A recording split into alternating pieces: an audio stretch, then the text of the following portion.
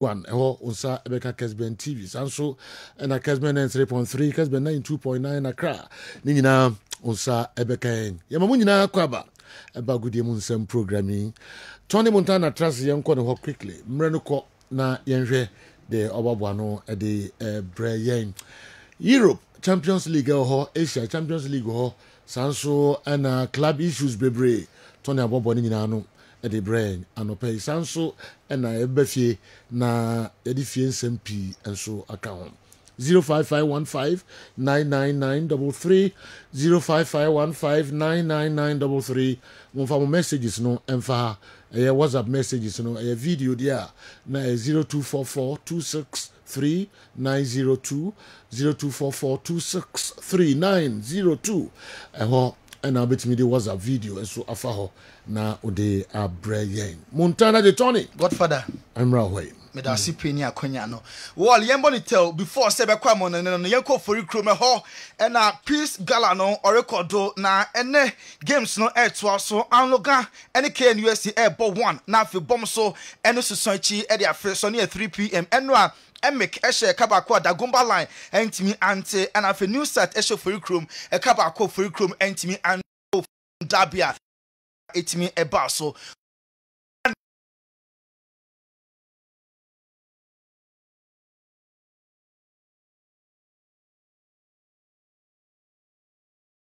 Laka Diogo Forlan na se de ho era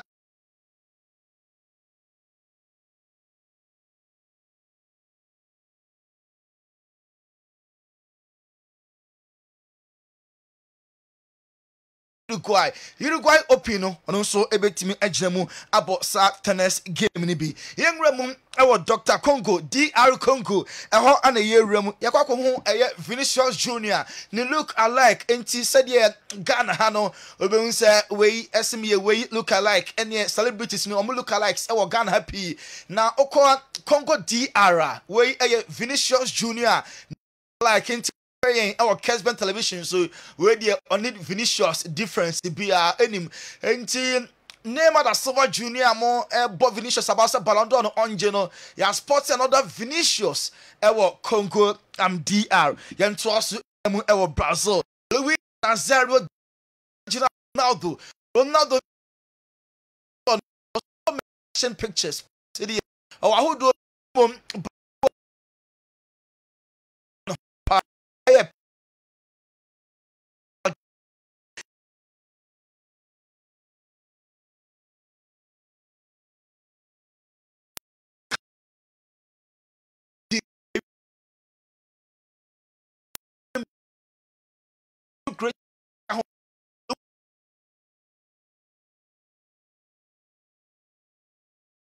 great time of far ball na Maldini and the Cannavaro will be a episode Jebono and so Eddie Finningson and Neymar ne ba your friend Marvi across stadium hall Asian Champions League and Neymar after over a year na on because of injury and Nebano Marvi echo Asian Champions League where brought Al Hilal etwa Al Ain echo Shoma Kanu Hema Al Ain ete eka nimu enai enti after 369 days Neymar Silva Junior Neymar Bano and no our Kessben television since akwada pa na nenia Germany papa ne papa no for over a year 369 days now name ntimi si akanti enra timer Neymar oba game ne mu no free bench airborne na chesa kwakwa ni jesem ade amo bibiara ope football bianti enra Neymar free bench by ne club no winning by 5-4 na Neymar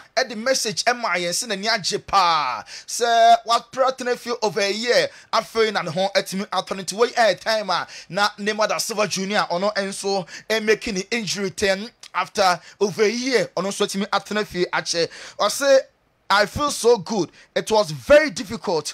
And as I said, dear, Neo Ayento Adobe Biara Asiway and in Sema Neymar da Silva Junior and so Eddie Atuja. Now Rafael Liao Esimland player no and so at the message about social media and on saying football is back. Neymar da Silva Jr. na wo pra na afei ene wa ba no. O say football is back. We ene caption na Rafael of AC Milan e de emaye. Na nya ono nko so many players e de omo messages e ba ye na ye hun Andres Pereira, Thiago Silva, Richarlison, Rafinha, Lucas Paqueta, Vinicius, any whole lot players no be at the message eba here no more express any jomo so I say Vini and I say Neymar da Silva Jr. what me ameki injury return na ye bisa ye Sergio Kun Aguero striker dada Emma Man City say player ben pa and in the history of Man City about striking na or yet the best player by far e was strikers mo e was Man City omo history mo Sergio Kun Aguero say Erling Haaland and the best ever striker we pay every Man City omo e club na go for GD person ka Aguero no e be body din so no animu and the best by far about striking e was Man City nenso o say Sergio Aguero say Erling Haaland now when say Xabi Alonso obetimi every Leverkusen next year na contract no yetete se ewu a anhwe na wantimi renew na yate se Man City Pep Guardiola so eje ne dwumade to ho a coaches a omumu ba ko betimi be fa dwuma no yate se Xabi Alonso ne din ene na mu entino contract no aka just 1 year we renew dia or Leverkusen as a free agent na ono enso etimi akọ na onim say supporters shield to America enter Miami energy ye Messi say playoffs na makwa bone de a different level different ball game altogether and until Inter Miami omo target pa and it's a playoffs no sa trophy no omo enso ebetimi age yanko Italy Antonio Conte Napoli coach so far Serie A no omo ana edastro or say bawaba Italy no pese or compete na oje Italian Scudetto no or say I want to win the Italian league for Napoli. This is my job and my duty. I will not just compete. And so no as a coach no on compete keke. Na juma ene se obeboa ema Napoli for etimi age Italian Serie A no e dey sin na so Italy ho 48-year-old Francesco Totti ye tete so person or consider no free retirement mu or here Serie A ni ma level no emu happen to onu pa wa retire since 2017 or GD pass wadi fie aduanan enwotwe so ball no dey pi aka onimu enti obetimi ameki I'm returning to football after retiring since 2017 into 30 hebetimi ababiem abebo the ama one of the Serie A clubs Douglas Louis and Alicia omo partners Douglas Louis former Sevilla player say obo the Emma Juventus ne partner ne girlfriend so bobo at the Juventus omo ma team no na wonim say akronfa remfo akwako hwiomo na enema no mahwia no enye isi krawo ne nyina no worth £416,000 £416,000 and akronfo aremfo niam mo fa ni nyina no sombo ewo Turin Italy ho mo fa watches makoma ko dubako na necklaces and na se for the diamonds niam mo asesa no de enye falasa nta possible so a mo enhwehwemu wonim se Barca and Atletico Madrid ebebo La Liga na yete se America Miami betimi a host to sa La Liga game La Liga na pese omoma some of the matches echo abroad said the Super Cup no mo ball was Saudi Arabia no name Barca and now let's come and trade La Liga match na tete sa America Miami ne betimi a host sa La Liga game no Frankie de Jong weekend with Barca omo share 5-1 no only say coach Hans Flick wa ma Frankie de Jong wa mo game ni bi na enye say bia na Frank money all form yes say before the game no player ni ye bibi enti coach no one person ball ball enti omani ye warm up sa kopem say match no enso eba no awie ye we a decision Hans Flick etimi eteki yo china Champions League game Barca and Bayern Munich ebebo na ko Barca so ya play back a otimi Bayern Munich pano Danny Olmo ne favorite opponent ene Bayern Munich timer na all live no na onfa Bayern Munich enya hwe and nti waba back to Barca na de Barca for GD pass obe the X factor amochina some match in the Champions League no omo etimi adinkunim over Bayern Munich ne Bayern Munich de almost be biom ne Barca be hia bia na Barca fofole edemo omo nti ochina omo be say adwuma no edi etia Barcelona nti hwe hawa enema enso ebetimi akọ Clasico no weekend we ya Real Madrid ball against Barcelona. Referee bedding fin Eddie match no Jose Maria Sanchez Martinez ono and I'm penny for and it's a big game no ono and so team officiate and then about 7 or Bernabeu Real Madrid and the Dortmund na airport and Dortmund team no plus no ko Bernabeu inspect amko hwe kakra omo antreni na ko mo akonya so betimi atreni so coach no resign the boss ni decide say omo entreni say the UEFA mra no esitianity enra omo ko Bernabeu na omo gitum say stadium no f papa eno ti players no na etwetwa mfoni e wo Bernabeu we Dortmund players no and boss 7 na asa match no so no resign former Real Madrid players so coach Emma Dortmund or say and that match man so much memories one bomb than because of a prepare now so now I'll go back to the base no very memorable moment no resign because it was always my dream to play one day for Real Madrid.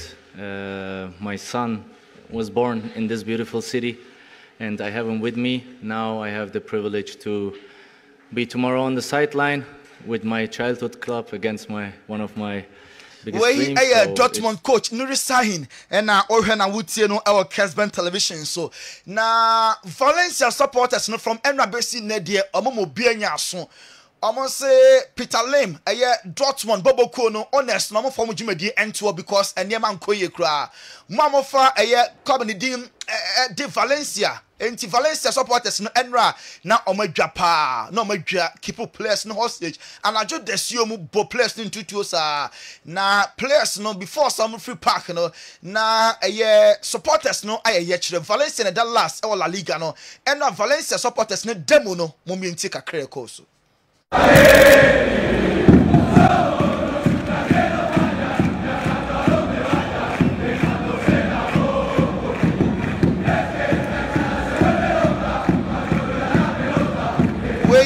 Valencia fans na demo editia honest no say some na language bottom our Spain league table no so entwa yekra club na omo in the Champions League ball finals say there omo that tour our league to supporters na sorry and no adamu ye demo editia honest no na players no so omo che na judesio mu ansa no so am ekofie na Darren Bent former Tottenham any England striker or si Cole Palmer obehu na so ahye goals na against opponents omo din form omo nya de pese yehu no wa bra omo big matches say Liverpool match omo lusu na ka Cole Palmer my world class performance with goals say there enye kra big games no Cole Palmer show up Darren Bent ekasai see the best scoring against the best because that's that's what you get judged on. You look at Salah's record against the big six, like I haven't got it in front of me but I'm telling you now it's incredible. Do you know what I mean? These big players turn up in the big games.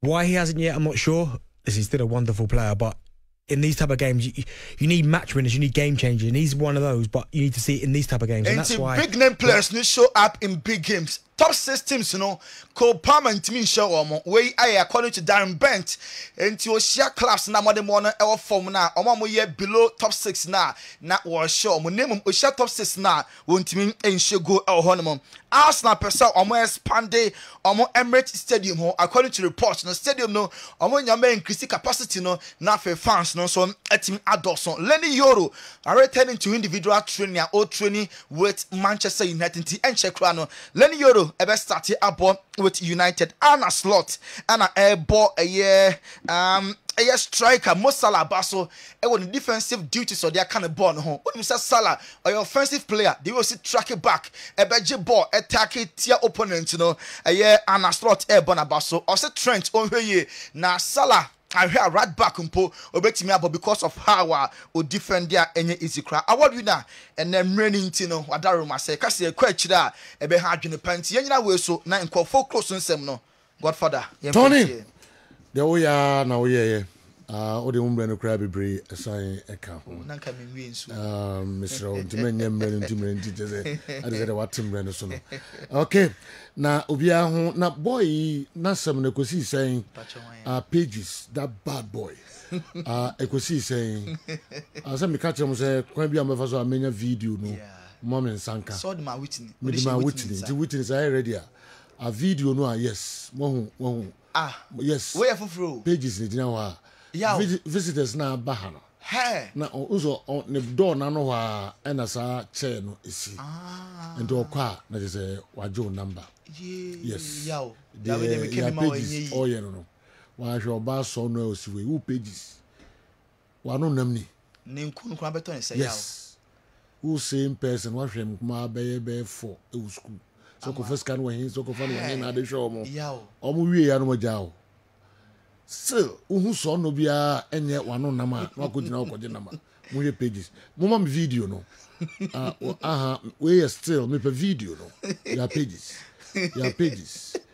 too bad oh yeah get in for the number nim ade pages e pe we ase yes yeah we dey make me no wonder bia that time you cry no e bia ese nko ye adwuma bi wo ha yeah so near starting also nko call live yes call live we ye ne call live na ya brand here in call live where you pe videos bi no an bi esa small boy ogina ohun so nipa na begina ho pe na begina no be number all right we dey say adwuma ne ntua kakra na benefit you because all right no wonder me pe bibia am free pages are unsanka then was sorry okay yeah was special attention cry enche me compile ni na fe yi video of the month video of the month and so na no all right yeah twice the mama Kessben television Kessben 93.3 Kessben 92.9 Accra na yeah ko hin no na mo de me koi we dey Kessben okay all right enti ye be ko Balm of Gilead ashe na ya ko fan kra talk akra abaiba na fi foreign stories no ya wuram se de bia ye no na fe ye fisem no enso atoa so e de amamo 05515999933 05515999933 monfa mo messages no WhatsApp messages no emreme 0244 263902 0244263902 ho na meje WhatsApp videos no and so Dr. Edmond Arthur sorry what na say me who say doc so sorry na me say was sorry doc atrase ne onunko na ewa ha Dr. Arthur Sejo oh wait they say the bia you know yes otaiba hapa yes otaiba hapa but it's also an introduction for na yehu pemu a odna ba na fi yebusa mo no asem yo Sejo me last bebre yama etiefo nyina achi edeba Kessben Sports o Kessben TV ne radio so anope yedanya ase me den de as usual me den Edmond Atta me name bra peni enenam Dr. George Ayrakwa or a biomedical scientist or a doctor wakwade no lab nhwehwemu on a Ashanti region in a lab for association mo konfanoche ne other hospitals ni in Ashanti on a president yes on a lab manager e Balm of Gilead clinic Kumasi Takrade na Accra me lab doctors in kwa 3 your biomedical scientists your medical doctors your physician assistant your pharmacist and dietitians your team na no yes you mean business and you prepare oh yes Dr. George Ayrakwa yes asante mema nyina yes on a president yes wow doc yemo akwaba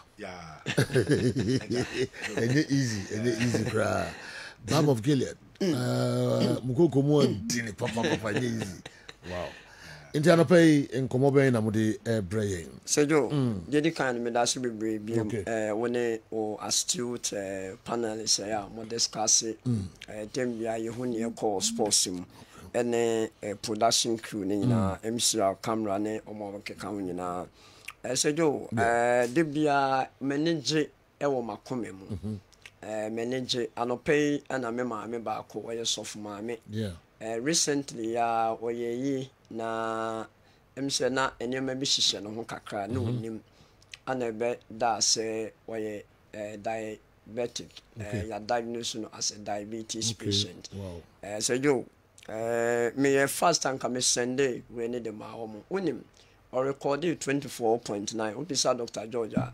The first time Oba on best Yamfan said 3-4 weeks. Then the sugar near 24.9. Okay. So you for the past 2 weeks, Yashani. So you the sugar cost your crown 5.5 and no paddy. Okay. And no paddy. Which may record 3.9, 3.4, 4.8 and when you know, the Bia on semi Bahaya me case. Conditions in the Honoma, a discipline in it was your church no say didn't tem to a duan and so, and upon it a reduan and my name caught and on homo, and you may no mon quine, 5B old in vinegar, a goons you more own beer, say you, or yes, sano. The sugar level no stabilize it.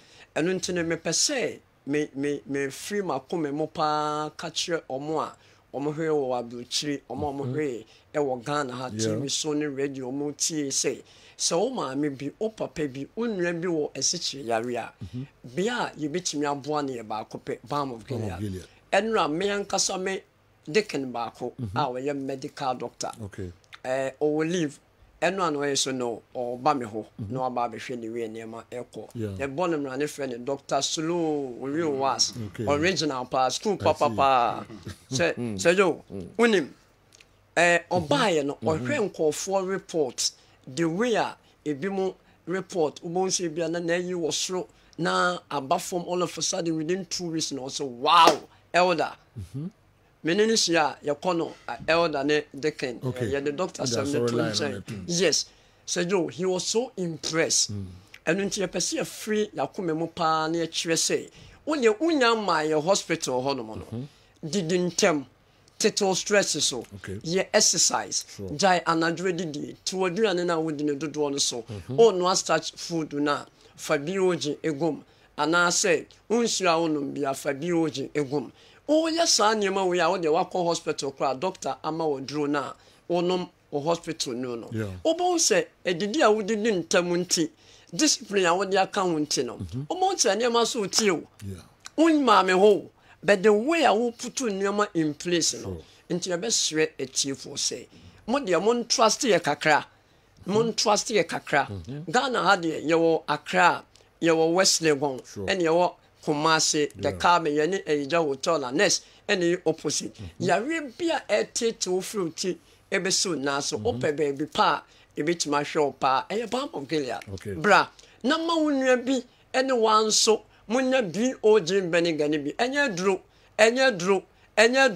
fagu nsiom te say de me vitamin C atumi o diabetes am for that vitamin C entum o de fagu nsiom keke nanom memfa nko replace dro enya dro ne akase to diabetes ase o de fagu nsiom nom te say de wo nom normal nsio hwe won kwan de wadiane na ye de wo say oye o sugar ne beba fom Onyama beba form, o BP beba form. Say yo, me jayama, Dr. John, na me jayama no. Me bobo number, ni bi obi tike mo person osi. Nkofo say me ba eya na nchire na me ye no. Ehia me se me number me mo. Me pamacho. Ena die me bobo number nente. 0539 86 38 and 38 05 39 86 38 and I said 0240 51 21 71 0240 51 21 71 Oba asida house asia bio jini bi ewa ha bebre ewa ha gallon no ole kodo still a promo no ye no 1 liter no 500 ml no ewo Oba asida towers Accra so a ebi o Dr. George maminja o anopa me starting komo bi eyo area nti me pese me jai ma na the small time na kan ye dey educating for very good doc yentio mate Sergio mechia wetifo nyina omojo super papa I said but program media in fact I'm for tie anti nya platform me say na ya make sure say we educate the populace the public no say be boa ma o ma pomuden ho sem na dem na say na me call any topic ni no the need for periodic checkup mefa akwanya isu na see there o platform no ye big in it no match ya me national chairman see the okan no Ashanti region nyina me na me ye president okay very good ya na term no ha no oh yeah chairman and na o national na president oh okay Ashanti region na me chairman okay Ashanti region na match ya me national chairman na match ya in fact next 2 weeks Wednesday your elections ebaso the whole Ghana nyina no eba ko hia wosunyane so ti eba ko hia wosunyane enti ye fa ko nya we so na ya encourage all your members ne say because of elections na eba nti no obi amomode non register because yen chairman na owo ho ansa na me ba no e friend chairman zero or call national president enti me encourage all Ashanti region nyina say yanko support yan register yanko support no na yan fan nko the White House mon support zero my so edini biom chairman zero Dr. Eric Edu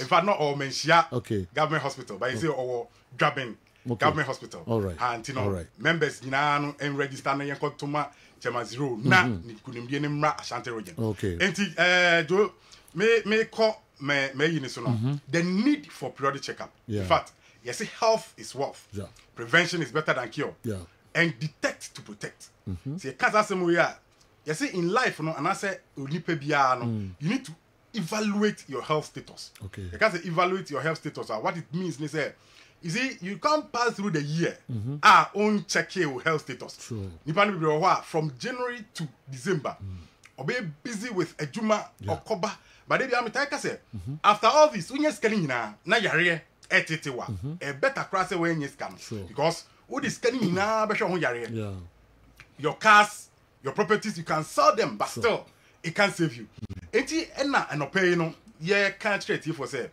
periodic checkup is very very important which obi o ho a why not you say why so busy with other things except the body no but body na do cover every day without the body you can't go and come when you are not well you can't go and come when you are sick you can't go and come when you die you can't go and come so it tells you say you need to evaluate your health status but what they say obehwe if you take basic nase no wa pomudi no ho nsem te sen o pressure o sugar o prostate o kidney o liver o cholesterol these are all things that you need to evaluate check periodically na hwe say ahode ne te sen because so check here e boa e mo apom ni eden e koso time nti no ma mitwa so and now we need to diagnose treatable asymptomatic disease you can't treatable asymptomatic disease what it means is say your yare ni bi o ho a e ba e monkaye particularly say hypertension the friend is silent killer obi o ho a e won ho or sugar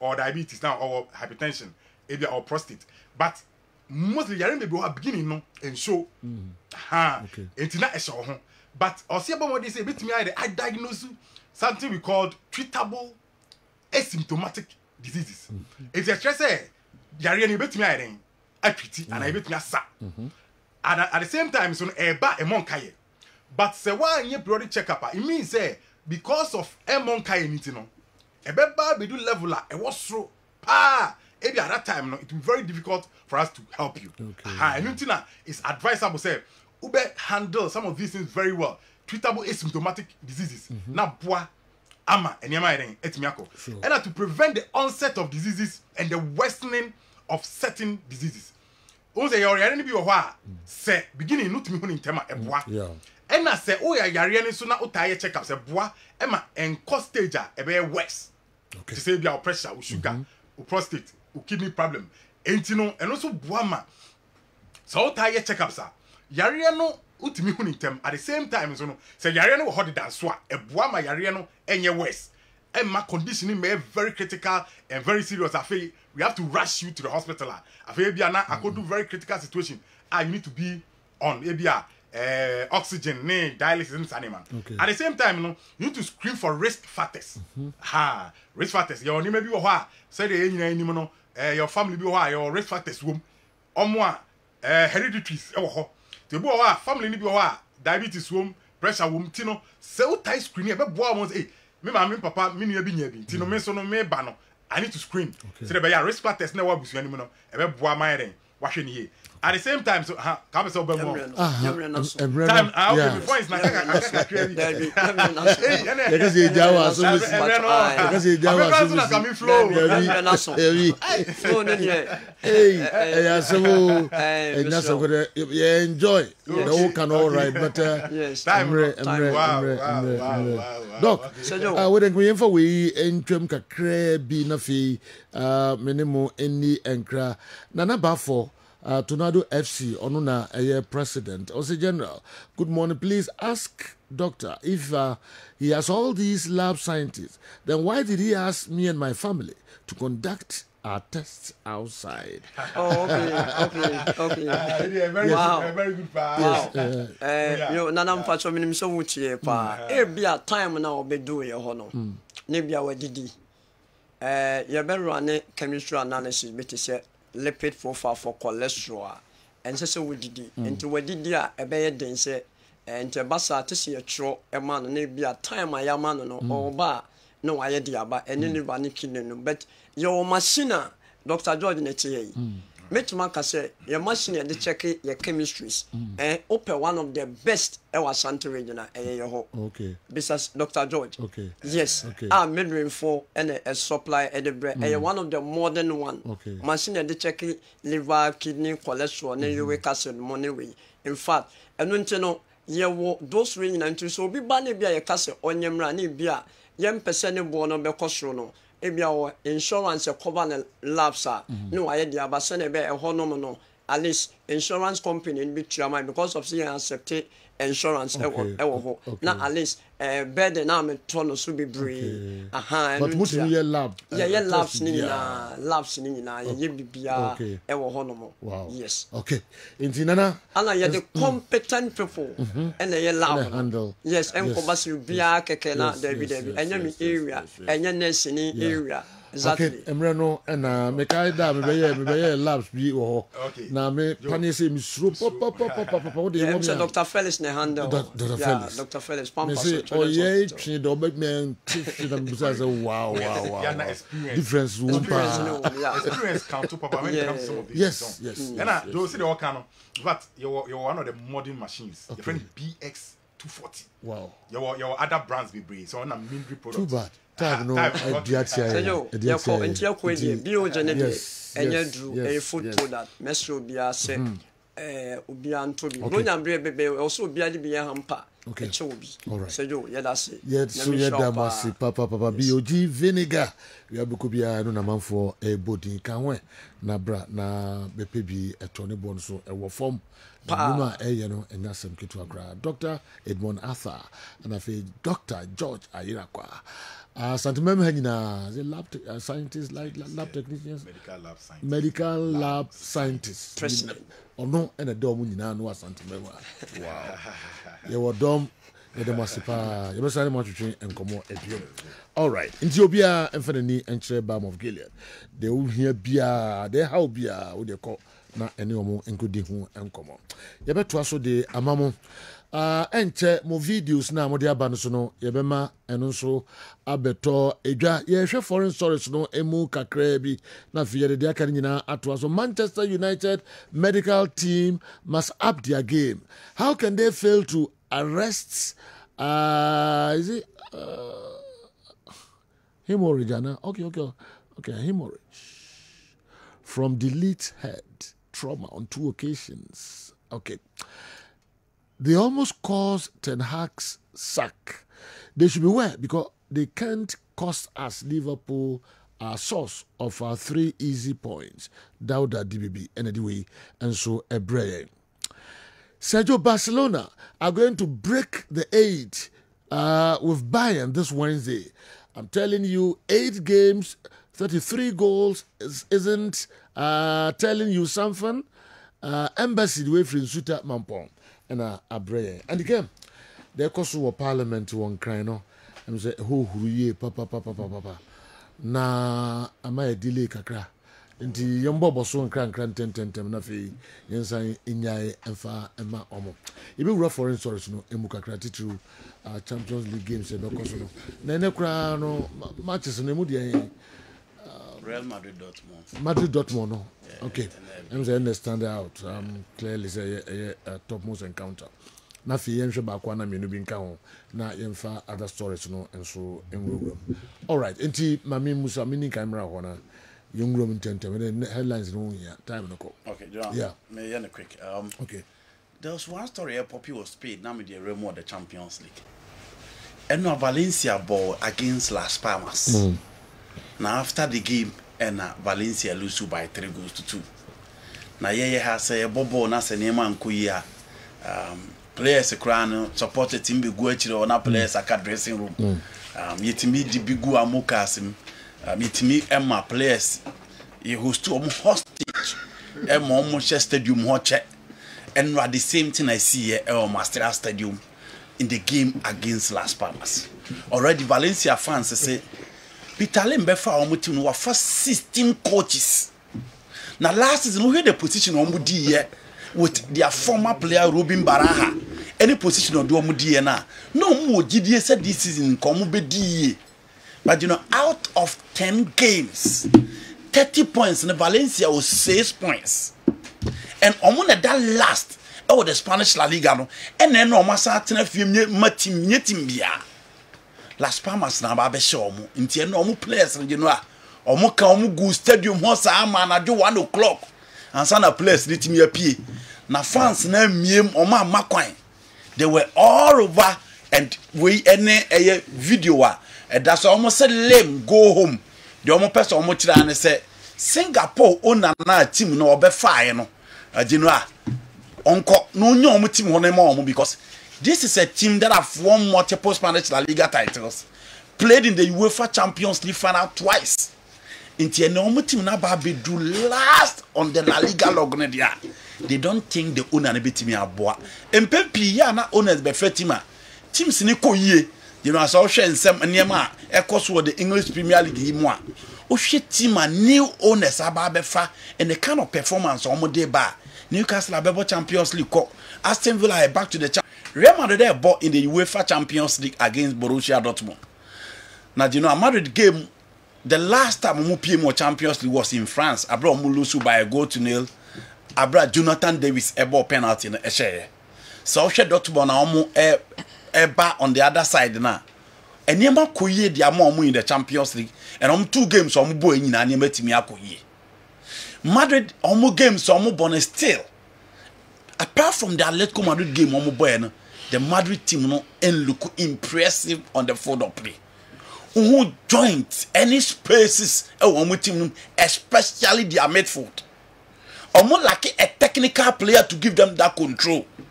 Into omo bobo na omo bre. But the ball no do anymore.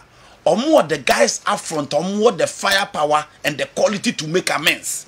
Into omo games no omo bowling na. Omo depending on individual brilliance. They team winning game no. The Carlo Ancelotti side. So we share that one so you know. These were the 2 teams I bought UEFA Champions League final last season. Eti omo ye team a omo nim omo. Na say also we share that one team ni ma. And say ka clear bi na bam. Would you want to abeka ho? And you know, Abrante friend say Gurasi. Ah, no so abeka ho. And at that final game no, Abrante yin hu ye pa Matamels. And the only team no mu ebio.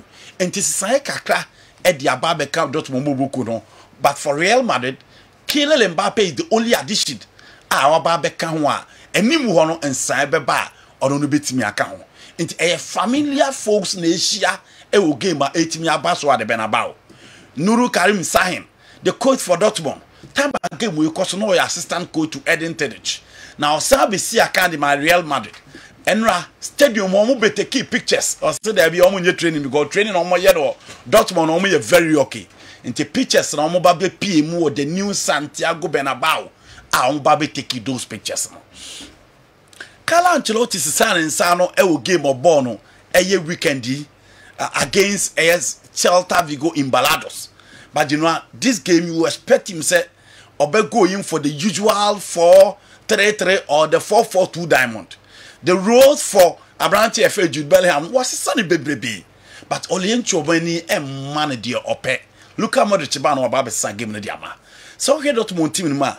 One Kuto, Rielsen, Obefo obi to say Waldemar Anto and then Obefo obi to say Slotterbeck.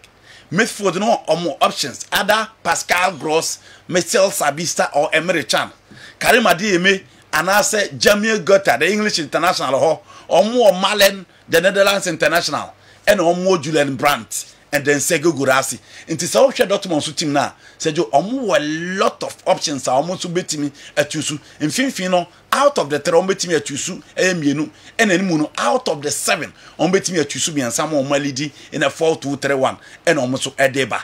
The good thing for Real Madrid, they say, Madrid attack near flexible because in terms of individual qualities and Omukrabo and Jeding, it is on more. Now your team to say Dortmund and you know on planet of staying back by you open up play no be no my bar and on a Vini pe and on a Rodrigo pe and on a Kelele Mbappe pe and Genoa you who Stuttgart on Mbappe PM ho ebe that style and to me am benefited Stuttgart and now it is the turn of team your friend Dortmund on Mbappe PM or Benabao Real Madrid defense na eluku shaky but say yo ubetimi nya at defenders or ubetimi a contain this particular attack na obi o hu you anku to be en say okona ni man o ya de Besembani will give you that solidity but Slotterbeck mono say ball na amfa through bebe ba e ya no mo bre can they contain the Real Madrid attack e honi ba bia Dortmund bebre enti Genoa at home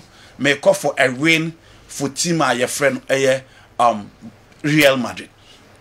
AC Milan against Club Brugge. 2 teams are in the group stage will be more than so any. Milan lusu against Liverpool, Nomco lusu ya the Bay Arena against Leverkusen. So also a Club Brugge in so 2 games or more Bunina Genoa and a man could yin farm. But pressure never Paulo Fonseca and so abafem into abafem sir. You expect him to beat me and make amends, and it is not against a difficult side. And Omuno Mushia into AC Milan with the upper hand that Genoa. Omu beat me they are winning that particular game. Okay, same team picking Juventus Stuttgart. Juve will win. Juve beat me win this game now. Yes. Oh, okay. PSG Eindhoven.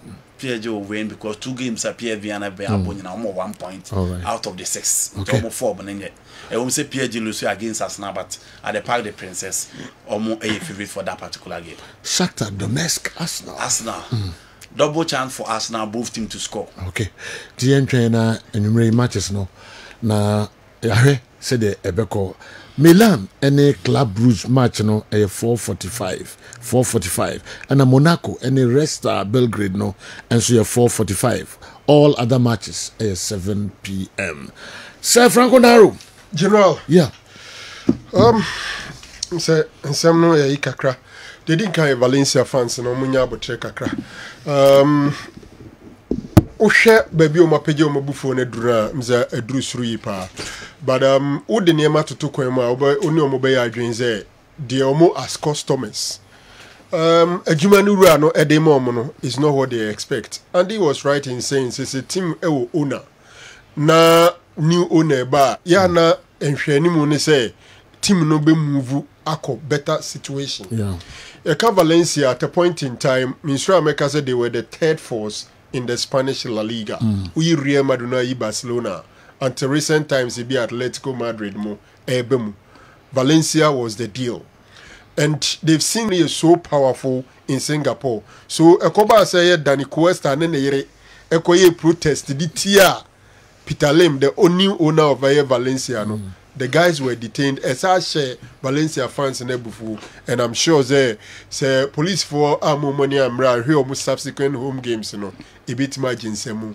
But general, it's not easy to tell Obi Odinitika to team. Say, when your team into an uncle. Especially football fans.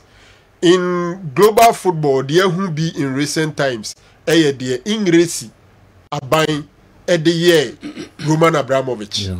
And not the na your mind and I say why you say Nesenti Jatim to a tonako Kruma Cray Mountain I say with Japa DB why Biano ye Mount Found Sanka. But some fans to just tell the owner to leave the club, it's not easy. My United fans are ye bia we are there one day owner. Minim say Ghana has a baby, not some house folk fans. A GDA say to be do mutimum. but at the end of the day, they could not do anything about it. Nipa no on any dia. In fact, football, yeah, na yen kan sa ba no kro mu say we a fan no be owner na de oye na umpa no eja hoko no ko support team fufro. Simple. But to tell the owner to leave the club, it is not easy, especially because we need plan B be amode only, you know. General, is it Darren Bent and I can say my brand take Palmer or no frufo no show yeah teams I can see on to me show inti on her no more who more than teams I can see Omunya Butrema Quadano. He's done just one season. That's some great. So it's a top season.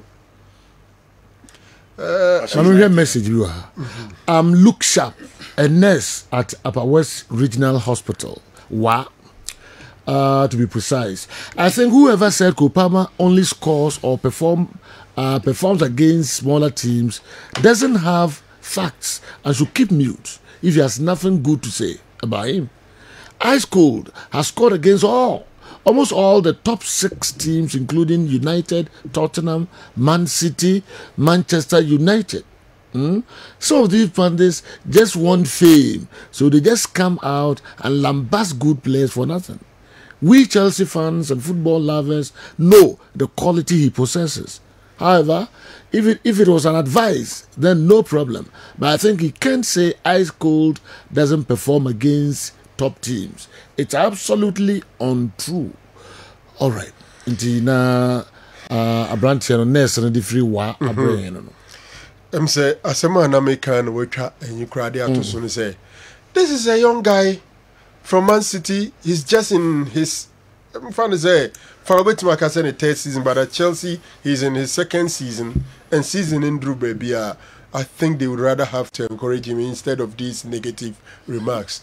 Kupama na nse baby a mta na omde nko konde o sha se esa nko ade a na omde obeku baby ama ko start o Real Madrid Barca o be best player o ko ha o best start so o mo sha se de o ko sa de a especially what I was being no me o music Kupama or the best English player yeah you see when you just add din no to so and I say they said din mawa it comes with responsibilities. Okay, me say was no man tia say da because who call England say England plays season 8 man now say you know if you say Kupama to so be 4 cra and now 5 cra because I don't think say he comes near Jude Bellingham.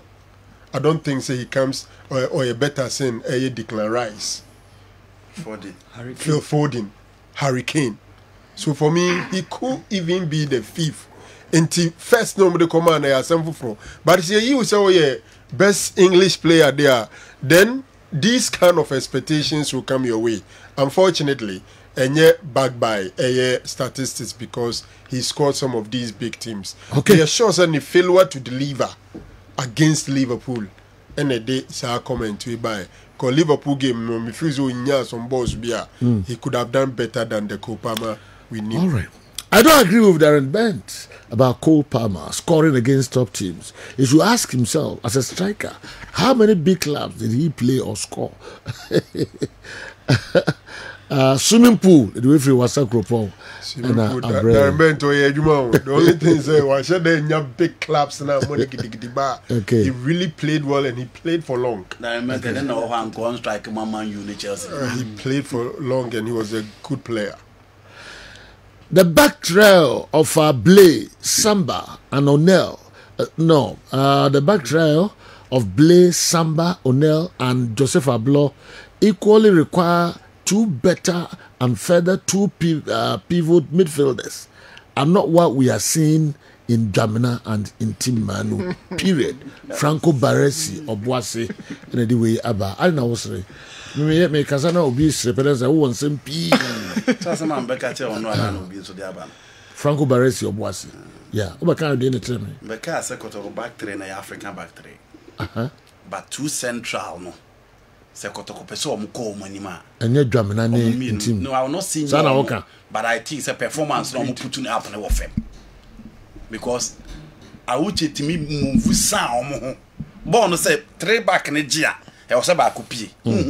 No much and strikers no more money to be sound who be the defense and in pass. Emmanuel you know no more money to me sound who be the defense and in pass. Yes, I play a role. Yes.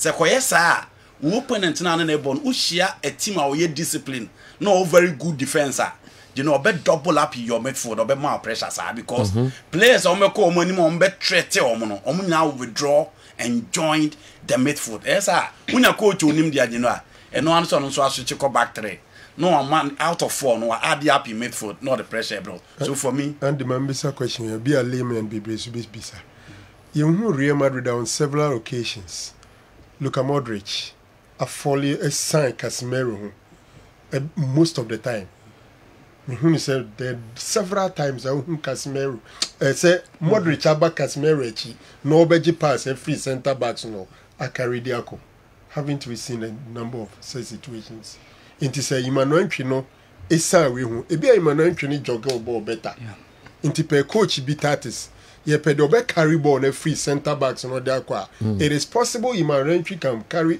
can fall deep and be the carrier like Luka Modric falling deep to pick the ball from center backs. We saw Casemiro and Kessben or shielded center backs. Don't we see those things? I mentioned 2, you mentioned 1.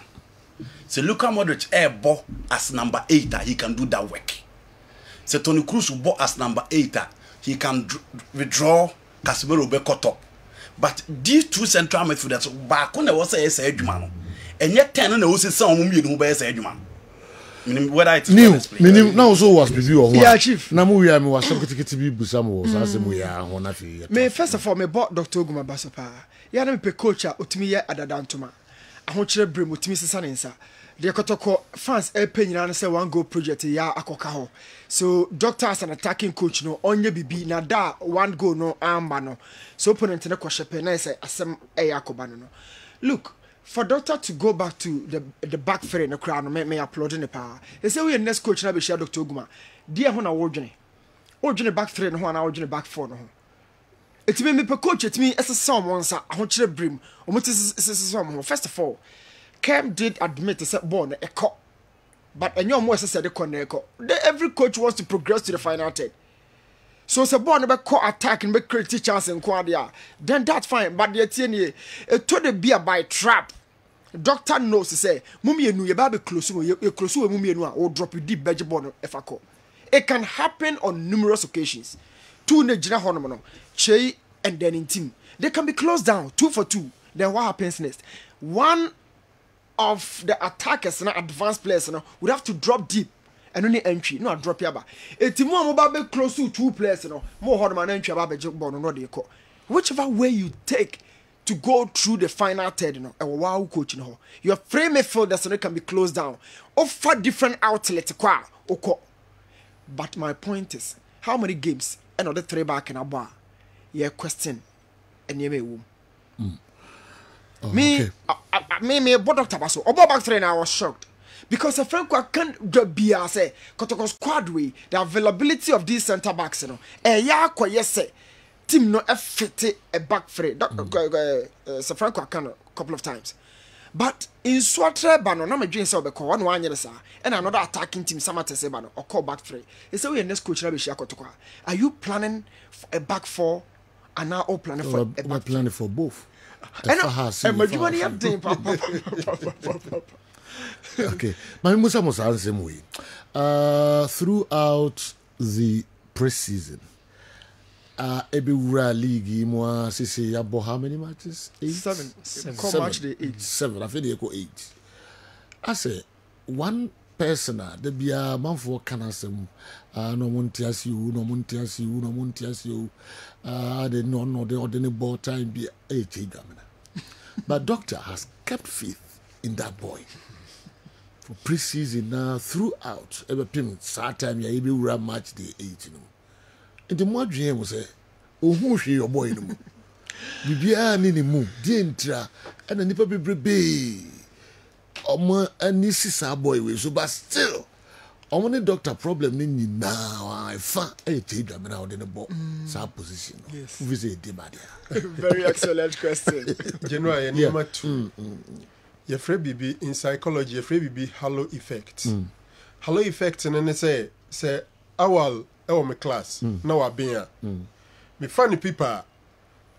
wado otwa na metwitwa no ko ana wa bonda bia otwa zero me fa no work na me nheda enhwe ne bi kura ne de otwa we do obon ntu di kanya adwen bi wɔ nipa no ho a wan hwe asa adwen na de bia de besusu no. First of all, Intimenu, I think, is suffering from that halo effect. Intimenu, the first person I'm person maker. Okay. Intimenu last season, for me, and in Puna train margin free, esiso. Or tres or no nyakotoko standard cry. But Obiashinipa, I think he has improved as compared to last season. The young guy has improved, Papa. But still, the initial microphone trim say Intimenu. But for me, he's playing so well currently. The other thing is who are Maminya is simple number 6 for Kotoko who currently no. No, they're not boy too. So only Chini say sometimes rotate Kotoko say 6 and 8 for no who shemwa ebia Emmanuel Chino no half 10 half number 8.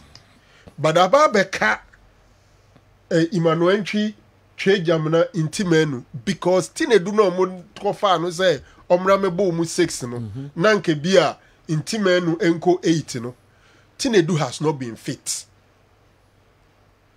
Omo first game e wo Obuasi it was on Friday no nya strain eno mu kwa assess no eno mu yes on shada nya fit but numbers ni adenti omo mfa na bench. And I said I was even surprised why doctor gave that explanation. Maybe he didn't want to declare the fitness status of the boy. So for me, there are not so many competitors in that position. One of the reasons the boy is still playing. The other thing is that he has improved than last season. Omuko Brekum, I think he's a man of the match contender against Chelsea. Yeah. That game he scored. Yeah. But still got a fans in here. And I dream be so or say or your doctor boys. Because boys now you muja umuko no mo kemo no e kaka krebi. Justice Braid there e bia won't friend a doctor boy because obeto no. Malam yaya malam babaya ya obi anim so ikuase bo bia enti wohwem pa mo kae no nkwada na ode omu bae no ono somua ene pitamidu omuni nkura kanti adwe no so sa ho say wenum de omu ya doctor boys into omu nya de kura ba. I think that one papa ne bia ohu bibi omu enu achi there are not so many competitors in that position. Say competitors or maybe if Tinedu is fit for me I will start questioning why Tinedu pair the names wo nimu ye no nka wote bench na ebi a chedwa mena na say Intimenu. Sure. That's right. So I think that is the reason. All right. Availability of options in a way. Okay. Of course, we're improving. Kotoko Midfield no to sink kakra. Kotoko Midfield no to sink kakra pa. But illegally ye boko infinfi kakra de be show. Midfield no a bit shallow. So Odessa so I can't boy now improving the performance from last season. Of course, every coach wants an improvement, especially with individual player. Now performance and former. Obana be show be pre-season. Coach the trust. Change am na improve pa. Me go no show become Chelsea no. I really applauded the guy. Move deeper from midfield. Boko on the blind side of Zakaria Fuseni and about pre ball at the two later. A goddamn that pointer. Kotoko that's at the top of the table behind Bibiani Gold Stars. So well improve in general. Now apart from that, options I cannot crown. I want here for. Well, you know, yes sir. We improve with the two options. Nisha, but born on you no born of fame. You know, born on you no born of fame. Kotoko supporters no mu complaining Kotoko born. It is because of their midfield. Midfield no. And until no mu complaining your born and therefore one go project to. Omuntimi contain possession, omuntimi dominate passes and ma. Inti ya should be a better more babeje born. The be all withdraw. It you could share mature side that you know more quality. And the be a defense the be no more be counter more made the have overload mbebre. Inti me ditum said last season performance na. No mummy a new born dear. You know, omumode born this is in a coin mu chesa. But still born no mummy no born still I offend. And you know, trust me. Says you see, be transfer with our Kotoko for midfielders. Kotoko for midfielders. Okay. I'm going to go for strikers. Strikers maybe one, but you know, we have players who finfi. Okay. omo nya sa players nti boys na improve the issue of doctor na do omo buy or your omo enkwade de no we dey no be ho but supporters so omo hwebo coaches are not always right. Okay. Coaches are not always right. The same thing, fans are not always right. The BR no be right. But you know, I'm just so ball will be born with Timba. Until I agree they've improved, but ball no more bond there. More room for improvement. Yes. The Gold Stars, they no more kitty many pass Gold Stars. Fragunaro, Okasa 2 minutes, no one call. Okasa 2 minutes, no one call. I don't know. Minimum more friend, no. Okasa 2 minutes, no one call. Oba new submission. We never pay money in the program. All right. Gold Stars. I consider those Gold Stars. You know, so I'm competing for my youngest Gold Stars. I was saying, yeah. I'm show trim so beat me at G League. Okay. But I mean, yes, say one trim, sir. Oh, any more trim. I'm on League, no. Ghana League in the day, I'm on more pages. Ghana League, no. I'm on more pages. Why they beat my show? Why they beat me a show? As a Gold Stars. Oh, right. Yeah. No, you know, I'm team no, because I can beat them. Yes. Oh, Sada Huno. New because I want 3 back in the day, need to so be Ramu. 3 no. Oh boy, you bed. Oh, but some of a chance, and I want a chance. Oh, we a chance too. Yes. Justice Blake got 1 pound man. Mama, any keeper. No, you know, as a body, and I say, Lucio, Joan Crow, be not chance it. But defense people were Roma or Bebre. Sana me person. Okay.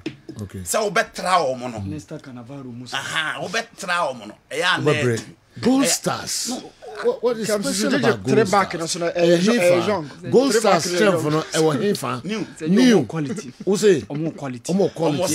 Players in world league no be brave. More bobo. Sergio Afis captain from first division about why consistency to the bench. Okay. Oh, Gold Stars. Gold Stars.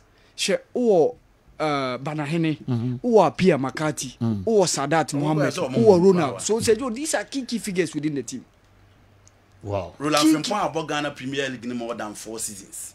We starting from the old regime to the new one. Yes. Frank Amankwa from 11 wonders 8 to Hong Kong about 4-5 seasons.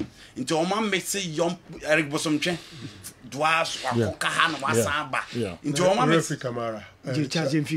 Yes, Kamara. You know, into Oman makes it the old plus the new guys. And Omodo go side, you know, I could you on players cano. I was saying Kalik Nation, tough for your bomb, dear. Because you know, more everything on beating the edge. But almost players now, men, yes, so say, or Muslims on person, so many shames on bed, you know. Why not? Some at decided said they want to win the league, you know. Ghana Premier League, you know.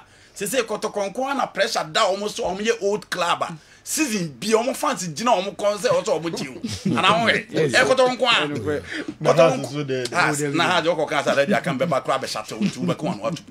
Kotokonkwana club, almost fans, NTS as a coboto for. Almost fans, NTS as a could second place, almost the open materials to be a development be a win-win-win situation. Omori ni almost say complained that I be born in your fair. And now, me stadium mono. Me say, oh, ball idea as in Koyu, almost Andy, and then the Yaya dear pa. Me cat and Koyu, almost in the Yaya dear pa. It is you know a Kotoko there. There is always pressure to deliver, unlike other class. Okay. Enti Kotokonkwan it is a old first baby Adriana now, you know. Adriana first and as a Franco Mumpam could champion. But Adriana you're quiet. Look at their performance. We are eating has and so has 9 points out of 21. Almost fans on my idea. Out of food. Debbie. Enti Kotokonkwan pressure almost the Ghana Premier League you know. See a barber shasia class almost share and I say media account. Yeah.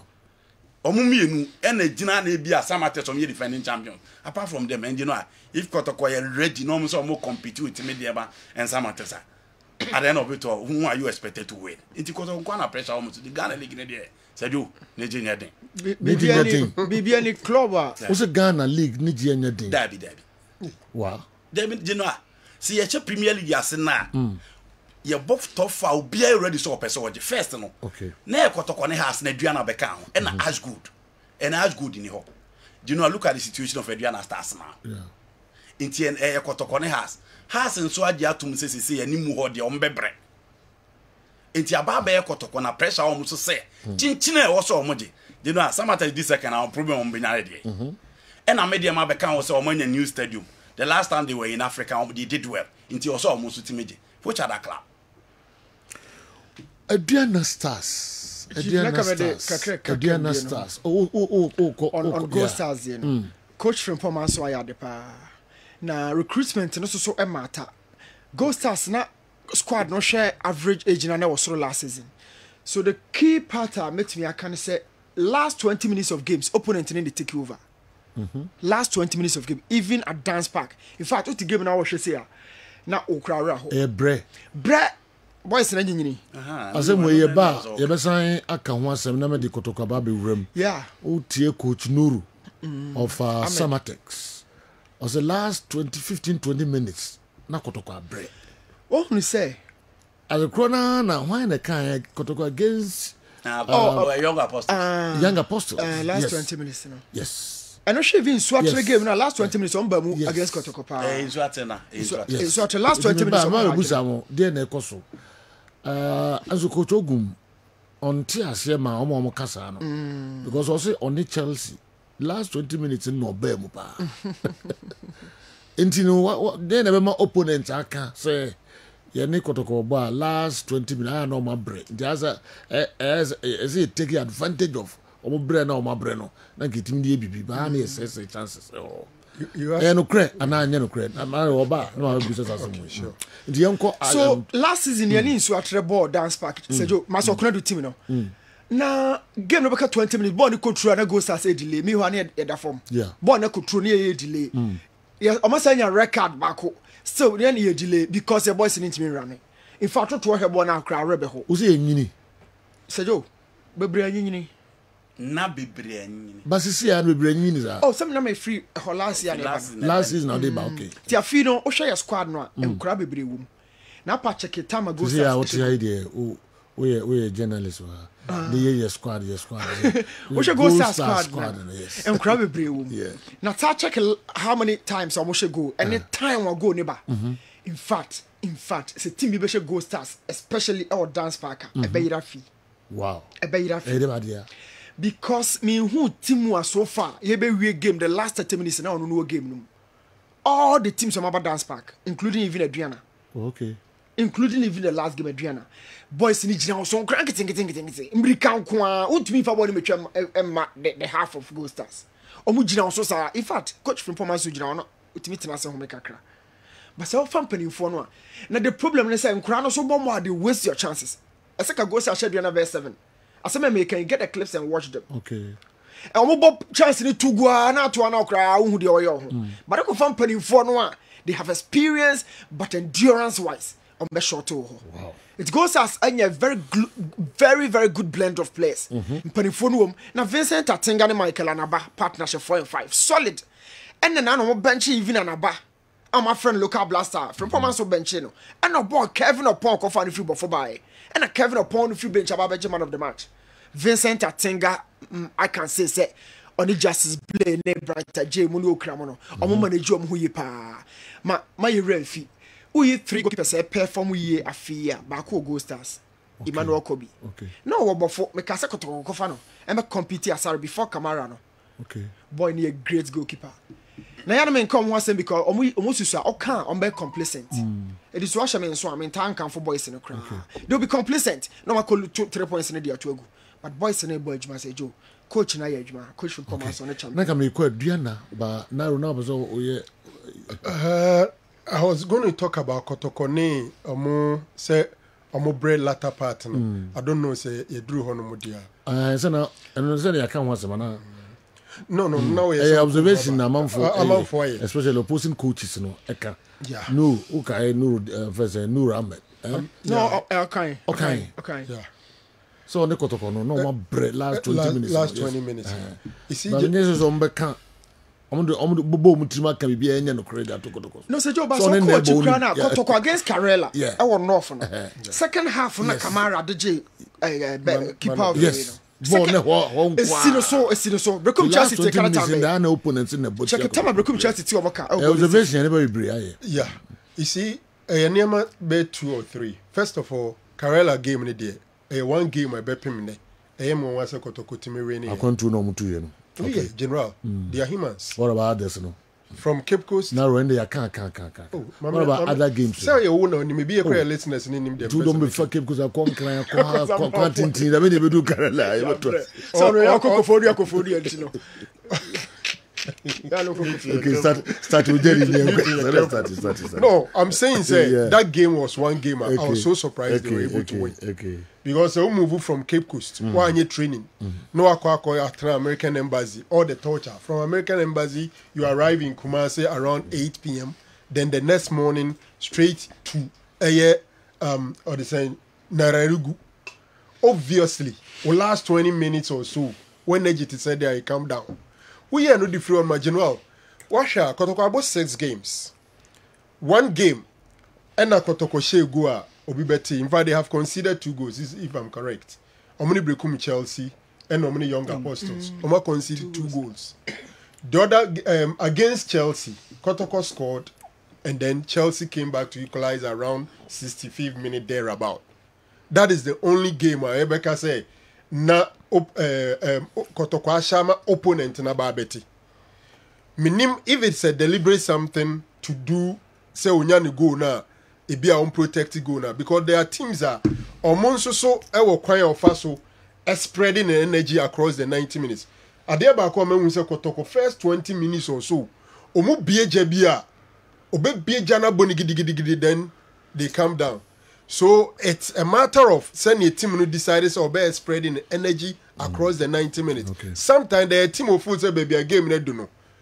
Me taking lead the way. So let me close the game and allow the opponent to do the energy work. Me feel say so we build the team. It do baby last night me use Zratko Lugarasic. At the example. Or see the team now assemble a new team. And I know the man no Jemfi. Emo wing back. Until onyani go now, no one making sure so be protected go no onyani points.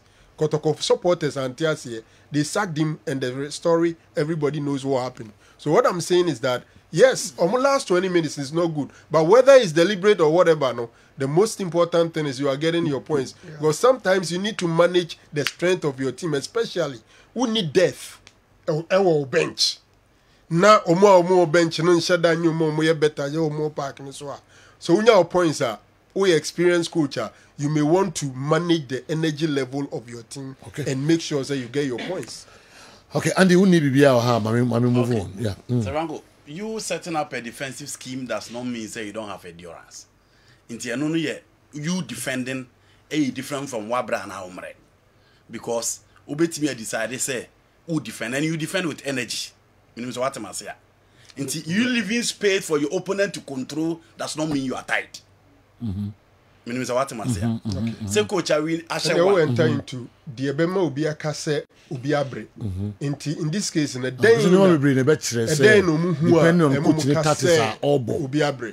Open everything my dominate and just say the only Bonabre. Yes. Okay. But the attitude of the players on the field of play, semi free se Francois. The attitude of the players on the field of play, Nebemu bin so who say assume si wabre and I say ombre. Okay. Moreover, some the Samates ball no yet the mimi who ya. I think the Samates players were a bit younger compared to Kotoko. To know which me run it. Yeah. And we other the other side. Oma coach Ogum Diombu Bemu and we are not making. Oma wome up ye. Into Omba short 2 team. Okay. Yes, Oman will move up here. Nameti baby and Omaya Omapno. And now say, Nana Tim and Chain. Me catch it and say, former fiscal. No, or free or do. Okay. Me catch it and say, boys no more women up on Babon Momentimemo. Okay. I'm pound moment to me. Saka Dauda. Saka Dauda. Baba, I ain't me. And Nigeria ni boy. Wisdom. You know, I say, Nay, daddy. Oman will make up ye. Omo woman is saying no man in you. No, you know, I want my put on more, you know. Almost 2 kind of back, I was no more than her born.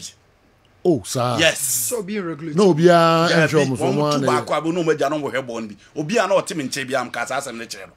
And Omo bag game no be to me, I'm a bonnet. But I had to make the ball 18 balls, not the above the center. And concentration and also Munya the warm up so well because game the war.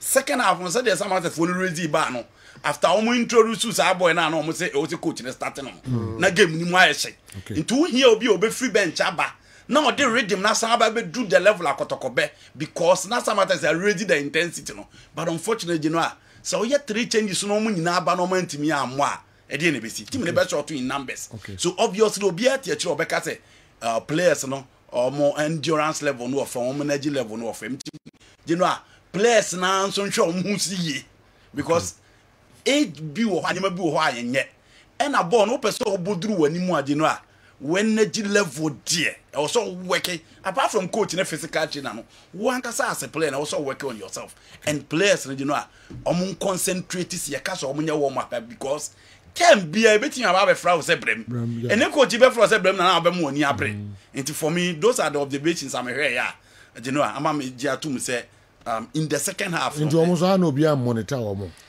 because duty of the fiscal no monitor the coach yes no mo nyini here or instructor omo do it better yes okay all right yeah to adwene na yakoba ye be hwe other clubs na me kan dua na sem ye be wuram ewo teams na won qualify by Vision ne Baseke ne Apostles young Apostles some performance so far Legon City so mo ni edi nkra no ana na fe where's now we should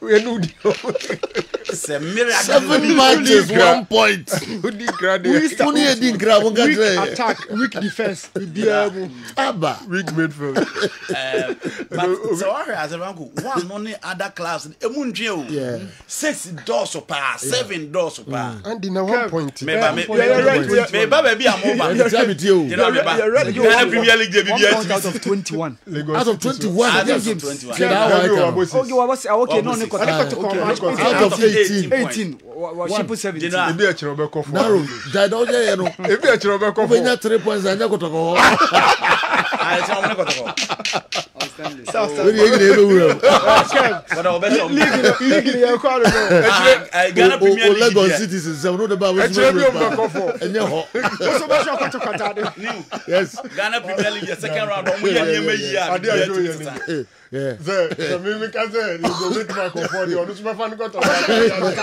mu no mo no say obi ani be obi a o dey enko obi ani be obi a a chiro beti my comfort and am say nye be o ko nye kotoko 3 no mo je say chiro me kotoko bo enye Wednesday week Wednesday week and am say weekend kotoko ko Baseke no is it Baseke I'm not anyinase he yes kotoko hands na mako the make can say how stand say now was o mabo 7 and I'm so mabo 6 omo was standing match na how standing match meeting go ma confirm na tell you the the first round it's possible kotoko list as 3 points and then finfi o get me fa what you can say kotoko match it's we analysis na so you attention to what you are mo go pe foforo bi agia mo go pe foforo ni you know I'm telling you say AC no we guys Lagos because of on 5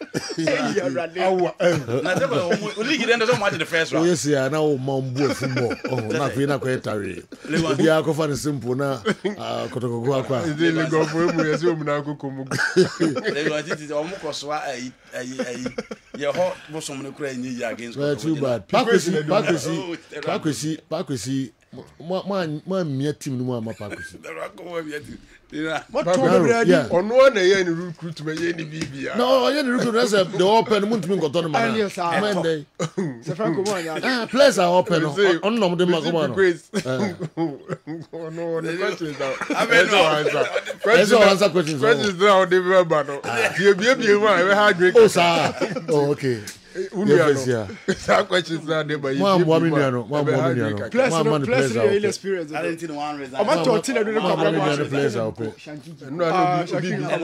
Ali Mohammed that's all young comrade na ye meto discussions chief but come can say but you see because for all that he has done he's here to win a league in Ghana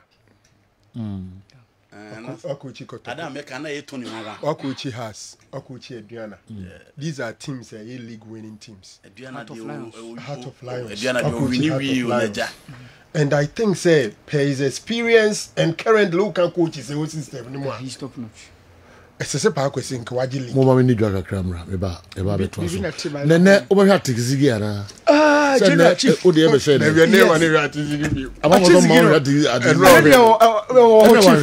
ni dom o sa chief gas me ama mo so wan hwe no cry nene ma hwe omo messages by but empanifo bi person mo for chire protect ya tizigi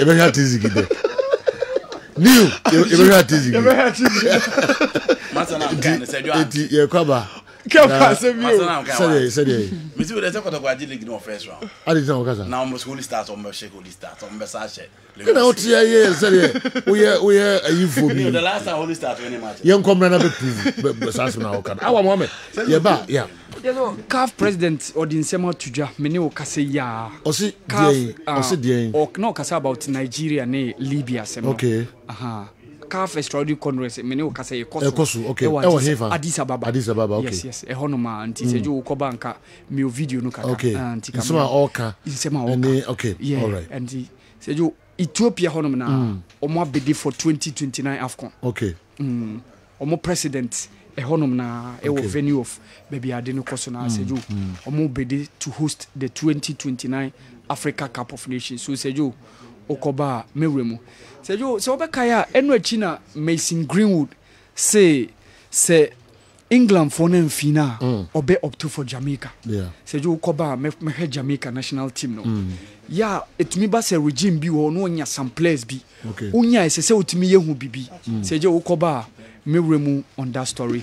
And of course, Enra, Neymar coming back, Sofiane Rahimi, the Moroccan international, Olympic Games, scoring hat-trick for Al Ain against Al Hilal. So, of course, Okoba. Kessben Television, Kessben 93.3, Kessben 92.9 Accra. We have DSTV, no channel near 364.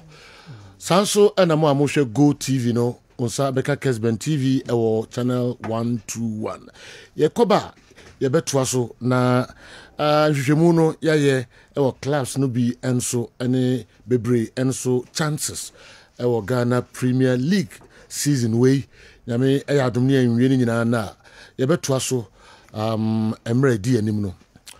All right, ye ko Dr. Grace Boadu Grace Gift aswe na yene ampanifoi akodi enkomo minim wafa kodwo minim Abigail modi abaya so no biso aba minim na ono so eye hwan Grace gift dey say wodi ya wodi asem enye easy o enye easy enye asem esa na mama host no ho akire ne kakra kwan be so no kwan be so se wonim adwuma yi ndi ento aso ayo enso adwuma yi yeyema ahwefo ne atifo ntiga o kire mu a ntimi kire mu ayo atifo ya mu hia me kire ho ayo sejo yeda sipi yeda atifo ne ahwefo nso ase na wotwe a etwa mu ye ba ha ko ye na inya entie bi ana kire se entwa yi enti enne ba ya bayi ye ba no enkaibo ene kokobo so di osi bibia entwa yi that's what I mean sa chichim bakra ba me ene se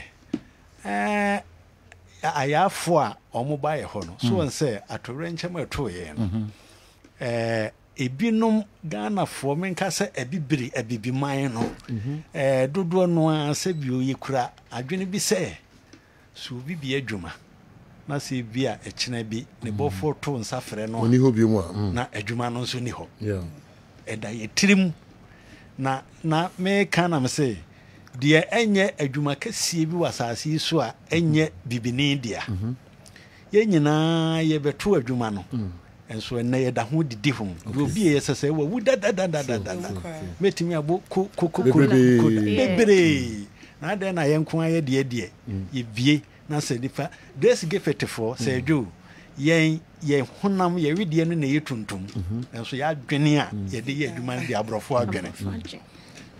adwene kire se maame no wo ye nhyehyeye ono na wakosuku ewo asupiti akese mu se nurse ni enti nkrata asɛm ne bibia no ɛno no wagye tum into ɔte no ho ba bibiduro mu a wɔhwɛ adwuma wɔ ase no ɔtoto nneɛma they say they were herbal clinics bebrebe your private hospitals and so bebrebe omo de buy no money obi that's what I'm saying. Come hankwa untimi nkan bebrebe omo de hospitals no buy no money obi no obi afro no de you buy clinics no buy no obi any obi and so a function come about and you know what was the difference and so Grace gift to crowd e be mu ye ne de heba krenichi ye page free kan ba bia na wo de competence obi ama asofiti ahodo ne mebere obi kura timi sheda e ba ye ho e be twitwa mfonyini no no so de akohyehyɛ ne de ne nyina eboa ama ya de sa koso ye gitum dokuta bie na ponto o se so suande o wo ye obi anso peso ba adwuma no ma bra ne nkyɛn na ni mote osere kire obi a problem na aba obi fa no de na oba ohwim Glace gift abaja ya de hwe no ofro no de no ka se Messi Glace nkwanta ohwim School Johnson Glace gift ho no a ono mate din ana obi a pesenya wote ka no no etimi ka se wo ko Glace gift se ma wane de ma me no wu ye ne atomo o se agusen na wawu a adema me kura no te ase ma nkɔhɔ ankoto ne da adokotafo ne anesefo na ne hweme ɔno amu ma ankoto ne da ade nti no ni ho a ɛsɛse egu na adane nkyinyu ahyew ɛwɔ no de no gise nipa no ɔno asi ne bo etutu ne nan ba hɔ na obehu sɛ yɛyɛ adwuma nti ayafo no a na ɛbɔ ya ma na ɛsɛ yenye bibi mfa ho na nkrɔfo wɔ abɔ ntene no saa na ɔmɔ keka no no so hu ye TV so say ye kasa no say ne akasa mafo no a no muti TV so ebo Glace gift dine no na hene ho asem no moka ene emia mekwa akohwe na no da so a oye compre maye no na fofura opie so sa de beto seven so me basa na if planting na say if sa abre na e dia ni to fom a ye hwehwe mu no etimi hu se bi boye yan aye kotudwem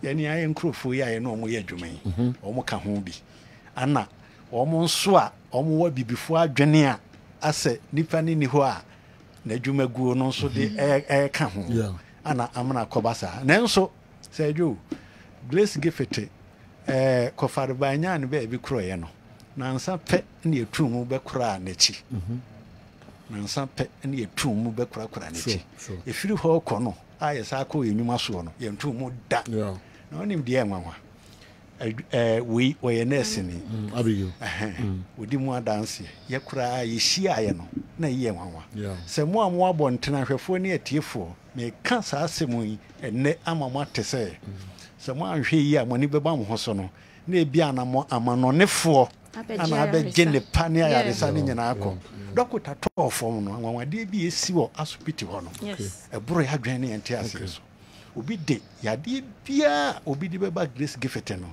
eni na enu ni nansa na ho atɔ no kane no kura no ne ente sa asopiti de kwa debu ne konfo no kyem ho yi nye nipa bia na ko konya hoto obi timi ko wu obi ku nso sa ne ma we kura no ye kura de bi nsi da na dokota to fom yi stroke fu no mawan so de omusi sode no ana fe awo nyinsenfa eswani ensase ye ka kire wo enti sa wo hweyen na ba bia wo bia fidie de kwa kiri fa Glace gift heba kire ne kire kura bataye mienu enwui ene edro ye ne ntesa kane no a kotiti nunum no ayam no bo so asone so na de kosa no ye de fa abefo nimdiye kwanso enti certify ye dra Dr. Grace tiase na wonya tipa ye dro no ye wo bibi o ha ye frɛ no formula formula ne da ho enti ye fonyare ye dro ye wo formula ye fa so de yo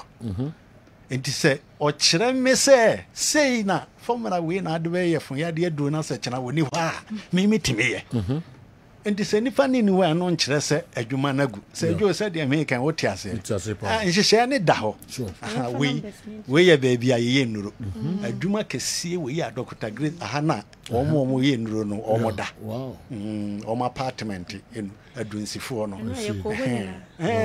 so ahunu a kyerɛ se ye baabi kɛsie a company kɛsie a wahyehyɛ to a ɛno nkyerɛ so wɔ ni hɔ a gye sɛ bi a yɛne ayɛ sɛ yɛnyɛ nti yɛyɛ adwuma na saa bere nso koraa ne nkurɔfoɔ ho tɔ wɔ mo nti wo deɛ ma memfa no ma no nto gya na maame a ɛnɛ ɔmbɔ me kyidɔm obinom sɛ Grace Gift Dr. Grace Duke Adaik na ɔno nso ka yɛ ho na ɔno nkran no ɔwɔ nkran kora bata no no ɔwɔ ɔne kasa ma yɛ nkran mfidie no so ɔmu nni ne ho agorɔ wɔ hɔ koraa na ɛnɛ obɛdi dwuma bi sɛ kurom ana yɛsɛ wankɔ baabiaa wo dwumadie so deɛ ɛsɛ so ɔba no ɔno nso so ɛmfa kakra mɛka na memmɔ nɔma sɛ wie a ɔno abɛbɔ ne dini na wato n'anom tuo ɛna mbɛbɔ ne dini ama no ɛyo nti abi yɛnkɔ nɔma sɛ yɛde dwuma a ayadesa a nkurɔfoɔ sesa ɛwɔ adeɛ yɛ akyiri no wo nso bɛba abɛgye bie no ɛwɔ hwim sukuu nkwantana so asuofie akwan so no ɛnie Selo 54 tele 0543 tele 2 32 Selo 00 tele Selo 30 Selo 54 tele 0543 tele 2 32 Selo 00 tele Selo 30 ana fei deɛ yɛ mosapo deɛ me bɛkan ane deɛ maamafoɔ mosapo no aburukyerɛfoɔ a na mogye nnuro nyinaa mutumi frɛ fa so na nnuro a ɛsɛ sɛ yɛtoa so de ma mo no yɛde fa so ma mo ɛno nie Selo 246 0246 518 Selo tele 003 Selo 246 0246 518 Selo tele 003 anti ahofɛ wa fa bi to aso na microphone sɛ mo on fait français me FM on fait bien ramatu ɔfɛ biara mato okay nice one actually sɛ kramo fa okay na santi so fa okay ne kramo pi okay nti we ahofɛ yeah nti Grace Gift nti na yenam Grace Gift ye clinic agidi na wotie din ni kora ye ka Grace a ya dom akyɛde a ɛfi nyankopɔn ansa na me join Grace Gift na papa ato former ontimi sorry eti me de ne call hospital wɔ Accra ɛwɔ New Petroleum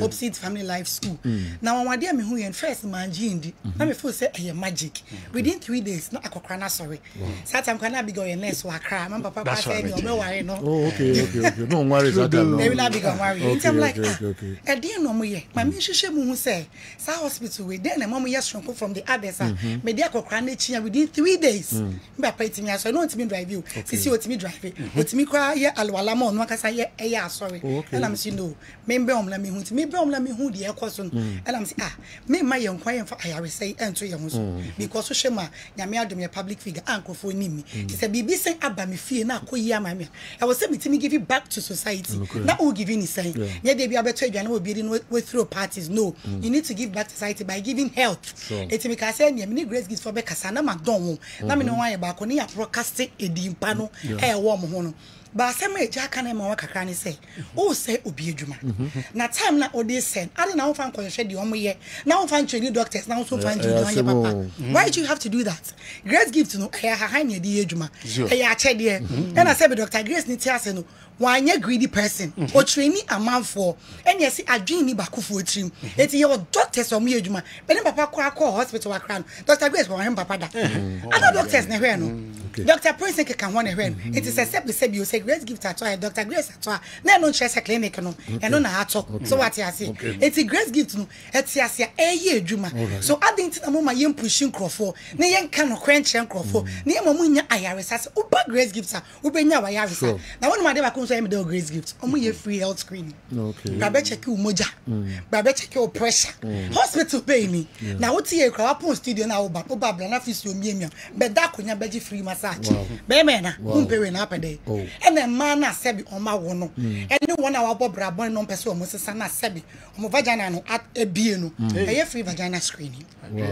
ye screen vagina no ye weird we see ndro ni so hye so na ya steamy vagina no ama esi ne dadem ama why say kola we se it's Grace Gift it's me kemwa because yes ye be hwe baby atochima no ye wi ya di ahahan ni nsuo steamy once odi na message aso steamy nam no ye steamy the pussy just yes steamy vagina just yes steamy February matu yes baby would be by pa what yes and I work oh mami kasi so back na say cast na egu ha most of the ladies are coming for free vagina screening it be say Kumasi for so ba na yes steamy mo vagina na mo na be man so asabe hu ni ho no e mo be floor kwesi papa mo floor say honey baby the food is ready and my house boy na ne we renyam brana grace gift ma obema endi mu enti say wose we na so a ya de na best na to dwa ye wo him your petroleum our family life also it's a patch of grace gift enti mame fa no mess ni twatro class enjo no mess ye de adwuma ni ye adwuma da bia ye nton efiri dwada kwasi ada no pa no nson ekosi anwumre no onum na watwe ofa bia me ma no nko owa ha mo a mo bebu ohwem nya wona ebe mi good massage me so me ya de no pesa oba na me di tu se watonum aye na wa tu akire ho na do no se seat no ya me share no ya matu no se wato bebu adwuma wato mu but it me pesa won so pon a oba na me do shama shi na me massage na me twitwi sisi echi no na se ma eti me ka che Kumasi fo nyina se me te wo twa mo wo de na mo mra maji massage wate na mama Selo 54 tele 0543 tele 2 32 Selo 00 tele Selo 30 Selo 54 tele 0543 tele 2 32 Selo 00 tele 30 okay Anna Selo 244 0244 126 126 tele 123 asemo ase franco kan ye ne se ama me kra ba me ho na roto no mo wie Mumbeji free vagina steaming. Enu hear me. Pacho free vagina steaming. Na no se de mo ayi kakra no mutumi esan kase ni. Nti brana steaming ma. Wo de wa wie na kra obra mba na se moja na e clot. Wo de bra. Grace gifts. Your counselors, your nurses, beautiful nurses. Good, beautiful. I'm listening to Ofe Ramatu with rapt attention. Please, I'm sick. When will she be available to examine me? I'm moving to the clinic right away. Fred Oforiminta, 4141. Also, one bema pa. But your catcher is a me fi ha me clinic. Yes, me. Aspa. Aspa. Yes, bra. Na ono angasa be hwe mo bia hwe. Okay. Yeah, that's it pa. Abigail, who's ordering? All right. Dr. Grace Bodu, Omodaswa, Dijuma, Sunkukra, Entino, Kanwe, na ko na de how biano on bit me a year through, and so the Amamo Kessben television, Kessben 3.3. Pamcho, Yabetwaso, our Mohammed Baba, Nafi, Osi, never be a Koso, Ewo, Addis Ababa, Ethiopia. Na CAF president or the Nsembi Tuja Nsembe no di Tuja any other stories are our the ebre bibi aboko nyame adum sejo ye de nyakopon asipa aban for twen sejo 46 need kun so are more interested in the steaming need kun steaming no okay o se mawo anase wakohia need ila kwa kushia ibi already jakofo ka ho fa no kwai na omonka nwua ema why need akon all right then to aso so with regards to the issue of Nigeria and Libya say sema ekosi na no yei say Nigeria atwa Libya say omone omo kwa akobo AFCON 2025 qualifiers seju ewo Libya amwa kwakodu ho so obekaya players no around 13 hours any amount our airport or Al-Brak airport ewo Libya sejo anopeya na ababeto dwa se Libya for no actual more reply with regards to Nigeria omo allegations omo make no Libya for no actual reply e de amakaf na sejo ochina na case no CAF disciplinary committee betena nsem no so basejo yenko Addis Ababa ne yenko tia sema Patrice Motsepe address the CAF General Assembly or council issue that we should have zero tolerance, and I'm not going to express any comment because I usually when I sleep I've got my cell phone next to me and it's always open because, and particularly we've got 80,000 employees at the mines where I'm the either executive chairman or chairman. So I've got to be, and particularly if there's an accident at one of those mines, I've got to know immediately. But of course, I've got lots of other responsibilities. So I keep my phone open throughout the night, and sometimes I get the most. Somebody phones me and says that my son has applied for a scholarship from your foundation. We haven't heard from that. So, but it's fine. I don't know where they got my number, but it's okay. There's a reason why the phone is open. Now, let me tell you why I referred to that. It's because when there was this problem with the Nigerian national team in Libya, and I will not comment on that because there's a proper investigation, but I want to emphasize a principle that we will not tolerate, because this is something that has been going on for quite some time. Your national team, let me emphasize, forget about the Nigeria and Libya situation, because that process has been properly investigated and appropriate action will be taken. Appropriate action will be taken. I've heard too many stories of a football club or a national team goes to a country. You spend hours at the airport and they ask you about documents that don't exist. And apparently during COVID, they would look at who the best players are from your national team and say, those 10 players, they've got COVID. And you say, but we've just been tested. No, they've got COVID. But it's this lack of sportsmanship that has existed and we haven't taken effective action. So I just want to repeat, we are proud of those nations that treats visiting national teams and visiting football clubs with the respect and dignity that they deserve, but also who treat them in the same way they want to be treated when they visit those countries. So I just want to repeat, we're reviewing those laws and we want to emphasize sportsmanship. When a national team from another country visits or a football club visits, treat them with the dignity and respect that they So you with regards to issue na see or see tolerate those kind of incident no. Minim so be kai Hasso folk went to Etoile du Congo after winning the 2000 CAF Champions League. Okay. So you your mom ko da baby na Ben Petrusha. That way back 2001 there was a year Kotoko echo Sudan during COVID. Omo be Kotoko. Second leg na maso. Omo see Kotoko players mu 7 including Fabio Gabamo enya COVID. Eno na Patrice Muchepe or stressy. Say lack of sportsmanship say you na we here do na northern part of the continent na yokoso. Just by say one na no am more countries na yes anoba. Say you e fan do na those Sudan, Egypt, Morocco, northern part of the continent. Honum na esi. Say national team and our club baba no mama na da airport for hours, no food, no water, no omunye bibia, and say yo oma players in the bread. And this explains to the reason why Nigeria medical team no say omo access players no players no muntimi mbo game. So ade be yen say omo be abandon game no.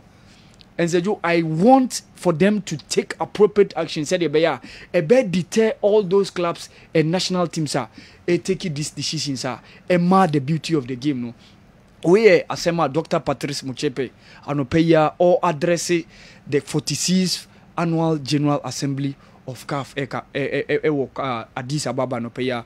Na soje honum na Ethiopia President His Excellency Asake Selassie Sejo odia to say they are bidding for the 2029 AFCON omo pese omo hosti. Okay. Yes, almost omo pese omo bede. The last time Ethiopia hosted the AFCON was 1976. They've hosted it on 2 occasions, 1962, 1976. And they were the last time even Omaya or free eastern part of the continent are hosted till 2027 yediama Tanzania, Uganda, Nemini, Kenya, Mobekabu, hosti. They want the tournament to remain at the eastern part of the continent after 2027. So said you, Al Hilal against Al Ain said you it was fireworks. Okay. Medimeniko to Al Hilal against Al Ain. Al Ain say Saudi. There be Al Ain ewo UAE. Na Asamoah ne abedi say AFC. Omo Champions League. Yes. Omo Asian version of Champions League. Arab. Say you it was a fine game. Now say you Al Hilal squad now. We UEFA Champions League standard team. Because you can say you Ronald Lodi, Khalid Koulibaly, Said you women on backline and Al Bulai, one of the integral member of the Saudi national team. Now midfield who Ruben Neves, Sergei Milinkovic-Savic, Malcolm Mujin and Chencheho, alongside Salim Al Dawsari.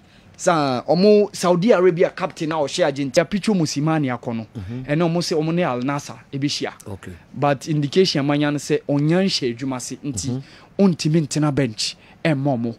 So Al Nassr will be playing against Esteghlal. Esteghlal no omo Iran. Na mo former player Chelsea Gal Kakuta ewo ho. Gal Kakuta, the young boy now moved from France. Now I'm for so promise but later on obe call some of the Fulham Kakra or Coninam France. No, Amiens last season. Before said this season, Wakwako joining the Iranian side. Didier Ibrahim Ndon, one of the integral members formerly of Gabon national team, no, and alongside Blanco, one Brazilian international. They also have some couple of squad, be a very decent squad, Kakranti, and Omone Al Nassr, Cristiano Ronaldo, and Sadio Mane's Al Nassr, and a Babishia, and what the AFC Champions League. No. Sadio, and China, Mason Greenwood, the two just say, or She Thomas Tuchel and him, say, Obemani call up, ewo the English national team, no. Na se Thomas Tuchel and me a man call up. It's likely obe switching attention already. Jamaica for Edinechi say on make our national team no. Okay. Now say Jamaica is one of the few countries since 1998 yen who world stage. Meka countries since 1998 World Cup on team anko. Jamaica ka ho. Obeka Jamaica, obeka Austria, obeka this team Norway. Obeka Scotland, Obeka Bulgaria and Romania. These are the 6 clubs, 6 national teams since France 98 who are more world stage. Now during that time, Jamaica, not Frank Sinclair, formerly of Chelsea, no that team, no. Damon Powell of Derby County, Aaron Lawrence, and then Gardner. But I said, currently Jamaica has some couple of players who are playing at the top level. Mijidi said, this squad, no, said Joe, possibly taking them back to the World Cup. And Tima Ewo Demarai Gray, formerly of Leicester City, formerly of Everton, as say Al Ittifaq in the Saudi League. Team Ewo Mason Holgate, also West Brom Albion. Team Ewo Ethan Pinnock of Brentford, Leon Bailey of Aston Villa. These are guys who are playing at the top level. And Obeka Shamal Robinson, this year kind Edima Spartak Moscow. Said you Chese Jamaica. Omaya Omon Shedanya too much of a football nation. Enya this couple of guys are Omobemu within the ranks. And Ucheki names now said, these are guys playing at the highest level of football. Edin said back in the days we said Jamaica ni was about Premier League by Leon Bailey from Bayern Leverkusen or Aston Villa. And if Mason Greenwood etimi become national team now, say you ebe mo national team now kosoropa.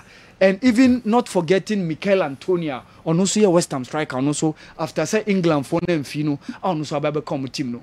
Interestingly, so Steve McLaren, former coach of Middlesbrough, you called 2006 UEFA Cup final, Moko Luzu against Serbia. Former coach of the Three Lions, last season not to bench at the Man United. On Eric Ten Hag said you also and only did the Jamaican team no, and said you with this crop of players I think say they can do something and bring back Jamaica back onto the world stage, you know. Said you are no pay the Black Sharks meka yen beat soccer team no almost Tanzania by 10 goals to 3.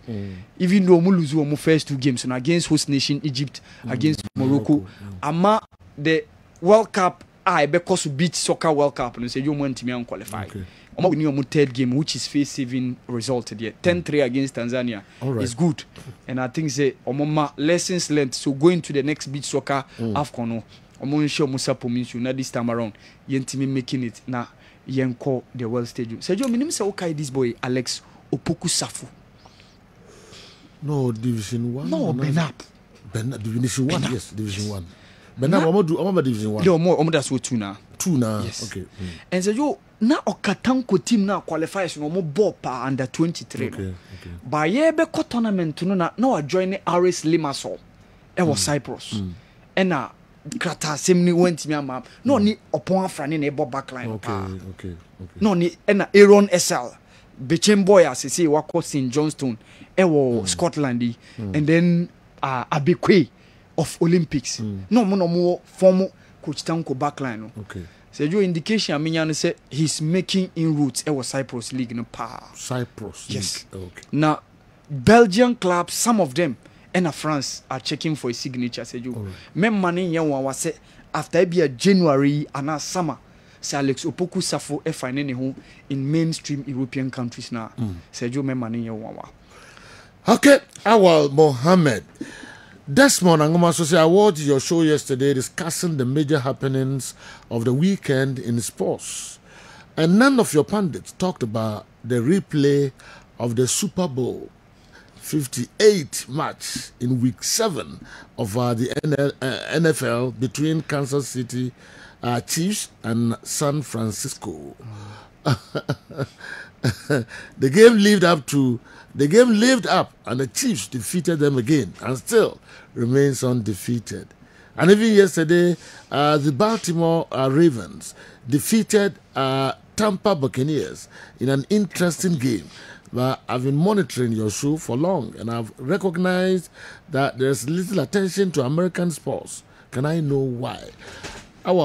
We are never always over pa. NBA no afi no mo be shase o nyanche but Super Bowl no de ne na me share Pittsburgh de no. Okay. Ne Trump ko campaign over this weekend now ko monitor no. Okay. And no ne me hey. Because when you say Super Bowl now the hun samba musicians here o mo ba ne ade nyina show ne ade Super Bowl no ya na say bo finals no pa na attention was pa.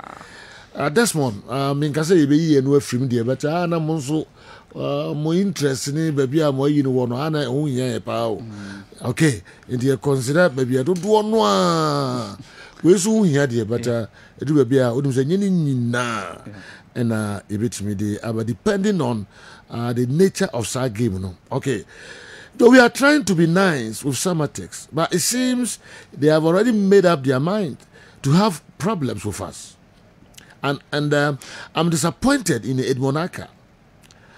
I'm disappointed in his utterances. He will never return to Asante Kotoko again. Hey, Jamsku, Osia Hene.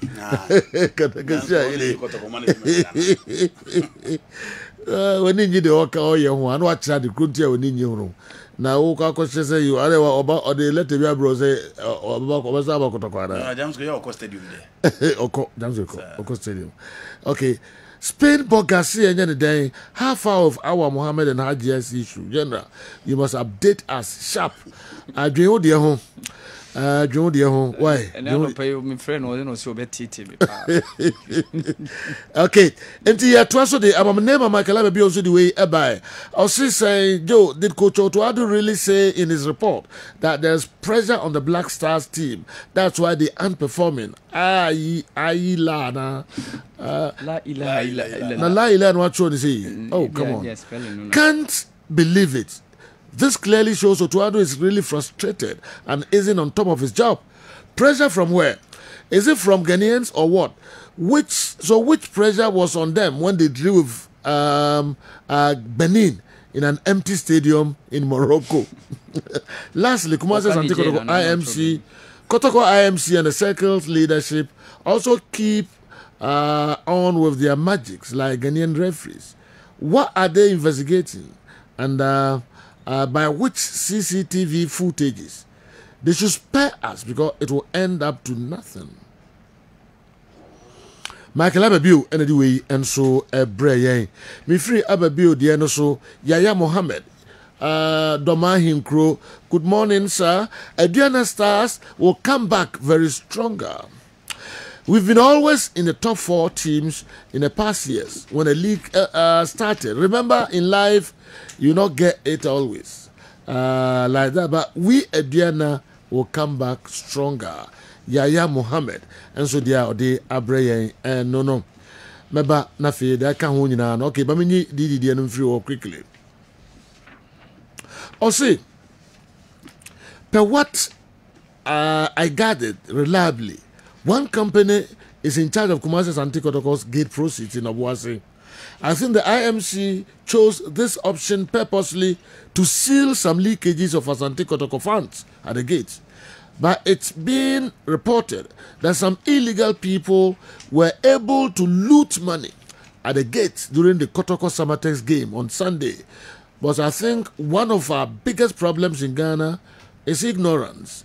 So I'll suggest to the IMC to get some communicators who can use public announcement speakers on match days to direct their fans to pay their gate fees directly to people in charge. But I'm particular about this because Kumasi Santiago need to generate some internal funds for the day-to-day running of the club. Also, the Lenkley Stadium has many secret places where the IMC can install CCTV cameras at vintage points to monitor events on match days for them. Okay, DD Akumadan Senior High School and our headmaster Akumadan Senior High School, and so they mami enche meko akutie mo videos kakra mo de ebre no na fe de akabia, and so ye de atoa so confidence so edway free Accra Nima ena abre o say Kumasi Asante Kotoko should also report to the Ghana Football Association, even though they've reported the matter to the police, because Samatex have already sent their report to the GFA, and I'm hearing some falsehood in the reports. So what is Asante Kotoko also waiting for? Because the bus carrying their supporters, the glasses of the bus carrying their supporters were also smashed. So what are they waiting for? All right, Intina and also no. Mekwaba, what is Newton talking about? Dramina scored at Brekum, so he has cemented his position in Kumasi Asante Kotoko midfield. Abba, please don't subject yourself to public ridicule. Go back and check the level or standards of Asante Kotoko midfielders just last 5 seasons and make your own comparative analysis. Franco Baresi, Edway Efri Boise, and Avreye. WhatsApp videos and so kakra. Yemfa videos in kakra.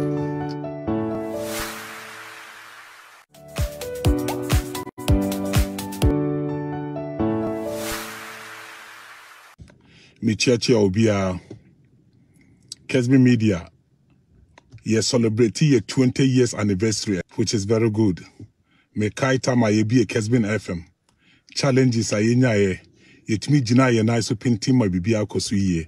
And then you celebrate 20 years anniversary. Me kaisa na me catch up na kesi. Director of na kesi. One day me need a restaurant and me say director. I think say you dominate what Kessben FM. Akase ye be create Kessben TV. Director Abdullah Imam Fasasam na me say director no, we can't wait to have the Kessben TV. And then we here be a Kessben TV headroom. And Nyankopon Chad say, yeah, you started Kessben Radio, no. Still now, there's a lot of people there. Omuye Juma, Edibwa, Kessben TV and Kessben Radio. Obiti se Joe Laka, you started Kessben Radio. Kwame Mickey, and your friend saying Tony, and Fred Achi. We all participate. Yen unite me idea Abuama, Kessben Radio and Kessben TV. At me akona ni me den Nyankopon say, come na kese Nyankopon na nshira.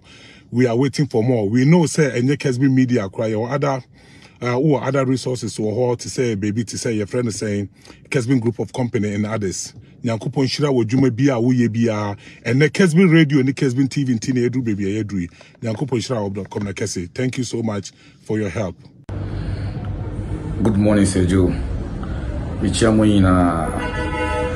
Sergio, for the first time in two weeks or so, me ya dogo kotokwashe Manchester swashe me hu biache etini jimwa me weni jim me hu biache double victory see kotokobeshe na the same week so na Manchester swashe intensi Sergio kotokompe for me bo ma basopa le clear pitch no maye ni o maya die papa pitch not that so papa I think it's like less than 1 month or so by pitch not that so papa maya die so you go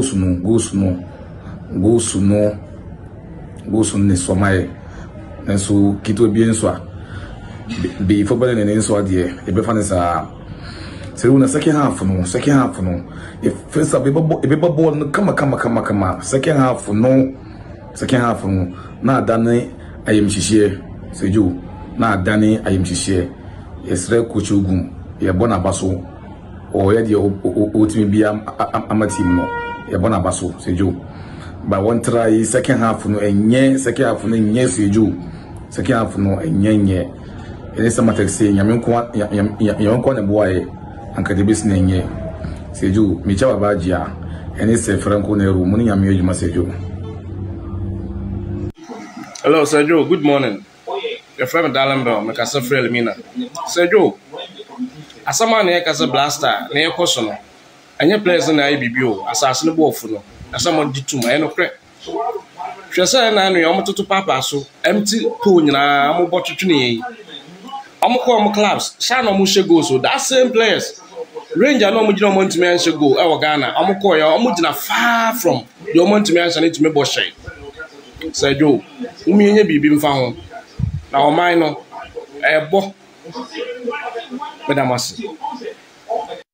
Sergio, good morning.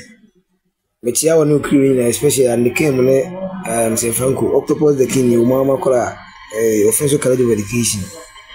Franco metia won kan tu woni and the came na minimze obe kai me dia me na asba no official e usu no me no ye announce near athletics no.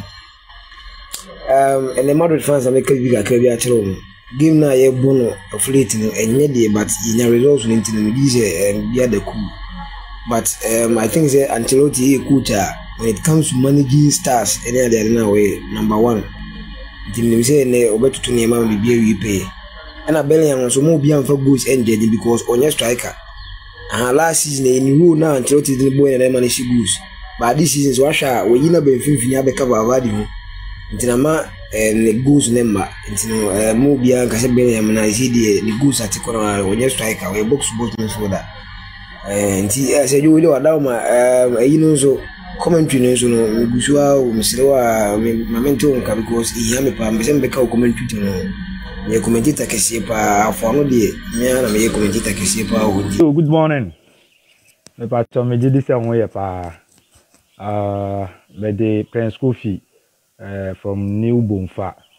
Na my dream children say my same bisan say why they deserve for African best because I see my who I can say players bibria mobubo mudin but what about Kosono Odilon from Bayer Leverkusen the modern boy any Afcon joy I think say Obian can have some bet. This boy, why you my parent? Good morning, Sergio. And I'm by the two fans who knew what we are saying. The premise of solution. Before my bass was the media with the mass and the man Ghana man. Sergio and the Real Madrid and the Dortmund ball and the best share Dortmund. Then the next game against Barcelona, the other one from that bread.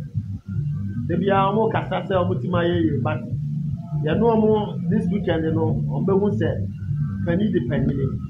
They do, they are both of a papa, going from Frostman.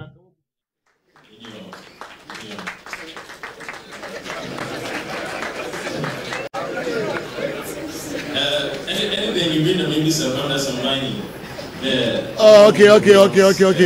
Video ya motion is here. Besan shall you. Na I've just been informed say they won ewo Kessben ha. Emra na yes we nyam fie duno. Yes shall say ewo Kessben ha no. They din kan na omoyi ye echre. Inti yensan ko back na fi Musa shall say you na me. Music and jokes. You see, in your opinion, some cases not doing weekdays or Kessben 93.3 FM. Passion once a month. Passion Jens and friend Joe Ami Hansen. On us, we was a big shot there. This one in your program. In the show is here, big man. On us, the host, a Pansu Jojo. And as a Pansu Jojo. Maiden program I launching in Green.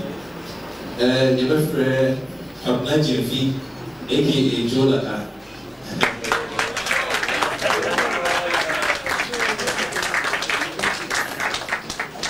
Joe Lakani, head of sports department.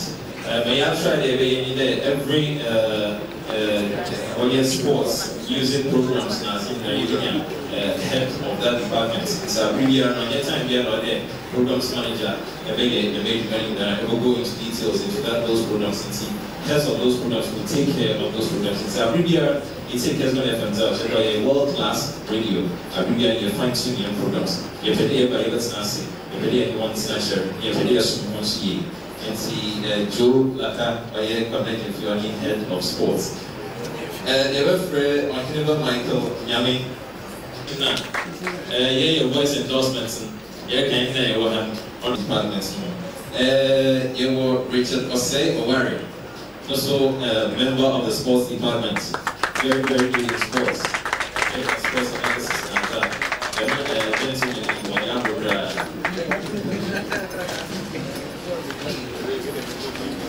For sure, they were Richard Jeffy, also the young one, also the sports. You were Sami Eduwachi, I don't know about gospels, and a part of the Israel. You were put up here as a number. You must Israel, a big area of this, and I see as a big as a pastoral action. It's not about go or radio. It's from I the mass and about one pen. Sami Eduwachi. Kwame Jumanensa, and Pasha when you have an assistant studio, or you must see and so you it's in a loss and maybe it's the morning. Not much of the two there. I'm never post the lunchtime programs, mid-morning programs.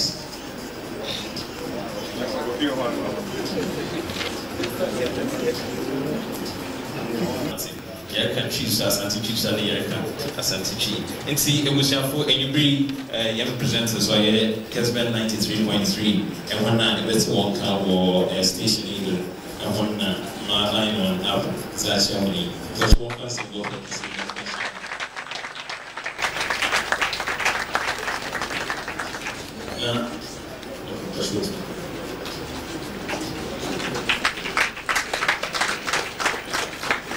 a new level in radio, a new level of excellence.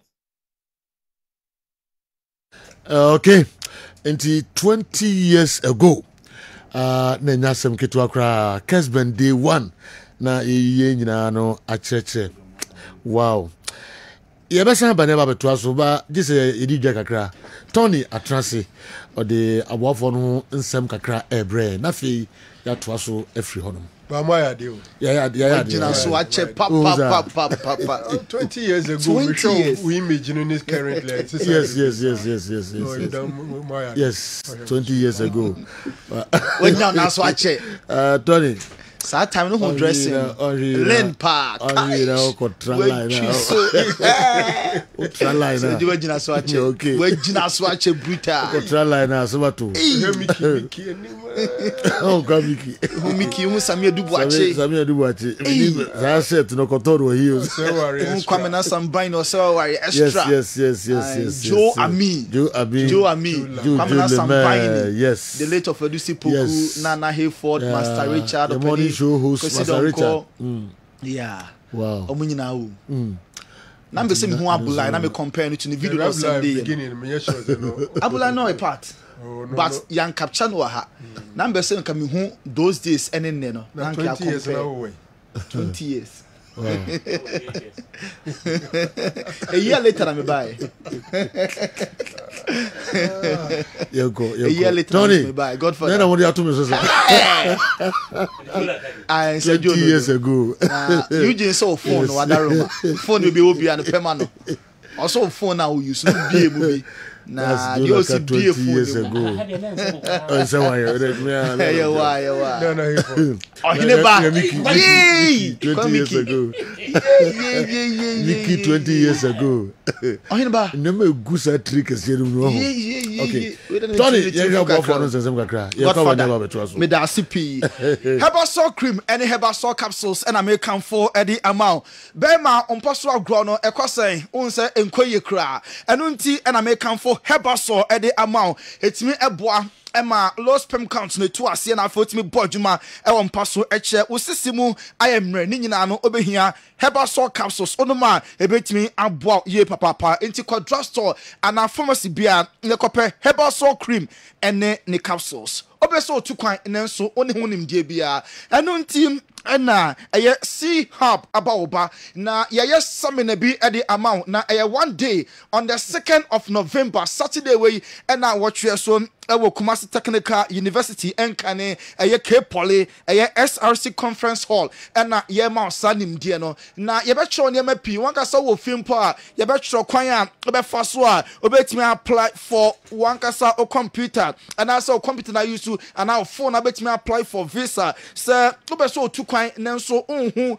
how to go about it ye be ba on tete ye hanu ntim also oba on the 2nd of November and upon 8:30 to 12:30 Kumasi Technical University and Jumedie no ye de share so ntu be so otu kwan a bra na ye nkyerɛw we de enya den crowd de also ye obeso otu kwan de ni kwan sa wo ye on se nipa pi person otu kwan nenso omo ne ho nimdie bia enu nti na C hub about nti empowering global opportunities bra na ye nkyerɛkyerɛ kwan a obefa so a obetu kwan se eye adwuma na akwakope anase school na person wo kɔ ewo obi man so how to apply mpo oni ho nimdie a also ba ye seminar no on the 2nd of November 8:30 to 12:30 Kumasi Technical University KS2U SRC Conference Hall ope wunchiremu a ode frɛ 0554 471765 0554 471765 and answer 0241 209862 0241 209862 and no any contacts are offer obetimi enya more information wey see hub near mount nimdia obetimi etukwan yen sabana wey omesia ade kese pa na wahwere na afei na yebebia no na SG Mall the most complete mall in Kumasi officially after ana yebebia no enti on the 8th on the 9th and on the 10th of November all roads baby LED ediako SG Mall na program no on the 8th no enye easy crowd na official opening ceremony ne beba so ebe sha se anopa no ndu na fei enwume no nso Midfield Kumasi fashion and music night no enso etimi atwa so Saturday on the 9th of November Kumasi Peace Drive wankasa Falcon be joining longest convoy na bibia entimi enkoso ye be promote peace for the upcoming elections nti we SG Mall grand opening way one who sang for baby on the name we yet a bedroom nsem kra na Saturday na Midfield Kumasi concert na baso na Ken Paluta eba Kofi Kenata or Sekrom Sikani or Munina eba by 7 p.m. na Jumedi no enso ashas na Sunday there a high life night 7 p.m. SG Mall and a Jumedi no enso ebetimi akoso na nyame adom so be premiere movie Nina no the mall the Royal View Cinema SG Mall anunti nipa wodopi ana eba na sa premiere be feature Ejako Acrobat Kwekume no Prince David Osen Van Vika Salman nipa wodopi ya double mu nyina no eba eno 6 p.m. to 12 noon na sa program way 8th 9th and then 10th of November SG Mall grand opening no we you from enyeye enunti bra na efo ni be hwa de ne ton yema hodo pi SG Mall ye bie mo officially ye bie eno enso ano obetwetwe osia enye Kel Chaco toothpaste mentwi so person osenon ayefe na eyi cavities enyema hodo a hye sena sere a Kel Chaco toothpaste na make am for ediama ema oseno efita emane den na ebo ose ho ban anunti also call Samara Company Limited aso omo na di pi na di abanti Kel Chaco toothpaste no ebu FDA agiatum anunti okoba bia also ope Kel charcoal toothpaste na unya bi twusian ebekɔ yie pa edi amount Franco Bronya chede we are only few months away na Bronya and Christmas no bason enye easy enu nti dia na person Franco Trading access so edi amount sell laptops Nokia Samsung iPhones smart TVs chest freezers and refrigerators washing machines CCTV cameras nina no and our pebiato Franco Trading Enterprise na oba Kumasi ha your branches outdoor p you will be ben ejaba jewelry na ye obi enso eben challenge bishop na afei ye san so eben Malcolm na Kofo clinic enso obako a eben ho na afei new Katia Dubai market nso obenya Franco Trading Enterprise enti Franco Bronya chede de ko na enema wodo pia openo onsa enso atimi aka obeda na wada na form abra on sorry na wonte ya on sorry na wonte bra latest form nko and now that's one obe feel relaxed now be sorry no na wanya energy strong ko a obetimi ede abo adwuma ni nyina enti latest form there ewo dadam wasetemu boafo your partner for life latest form enye ne eno nti kope ye mattress ene ye v sofa ne bi na otena so anasa oda so a bibia ebetimi akoye ede amount latest form there your partner for life Jabin Bank enya infie aduanan 40 years enya easy na obi first year mpo ena obofo na infie aduanan 40 years there your bank mu experience bia and it's so person bank here Jabin Bank any of your branches na you be savings account amount current accounts, Dutch accounts, obeso to shares and so on, bra na be shareholder, fixed deposit account, a year money transfer, microfinance, VIP cash collection service and our part you been free at the amount and also ba na fe oni yen ebe bank Jabin Bank yenye mfie aduanan anunti obe aso ya ye obi our joso bonre aboso Jabin Pankrono onwe Roman Hill Magazine New Road Sepetim Pomfumeso and afe adesheman oba ye no be banking na fo sikasam no atimi atum ponti Jabin Bank there also ba na oni yen enso ebeye banking Asabet Travel and Tour na episode 2 kwan country bia just name it oba yedo beko na afei yetimi ayenhyehyɛ ya okwa onya problem bia say aye hotel and our pay hotel be one of the best bed and breakfast kama aye air ticket obesa ocha ticket and na person secure ovesa obesa moko round tripper ono family no and na wonko also oba Asabet Travel and Tour enti oye singler $1,649 and I'm here double so $1,899 oba ebetimi aboa ama facilitate ma kwantio no ama no enso ayemre kumasa your Bantama High Street ye ben atwema imponua Rural Bank no na say top right floor close to the ACBG Bank na ubenya Asabet Travel and Tour your number is 0246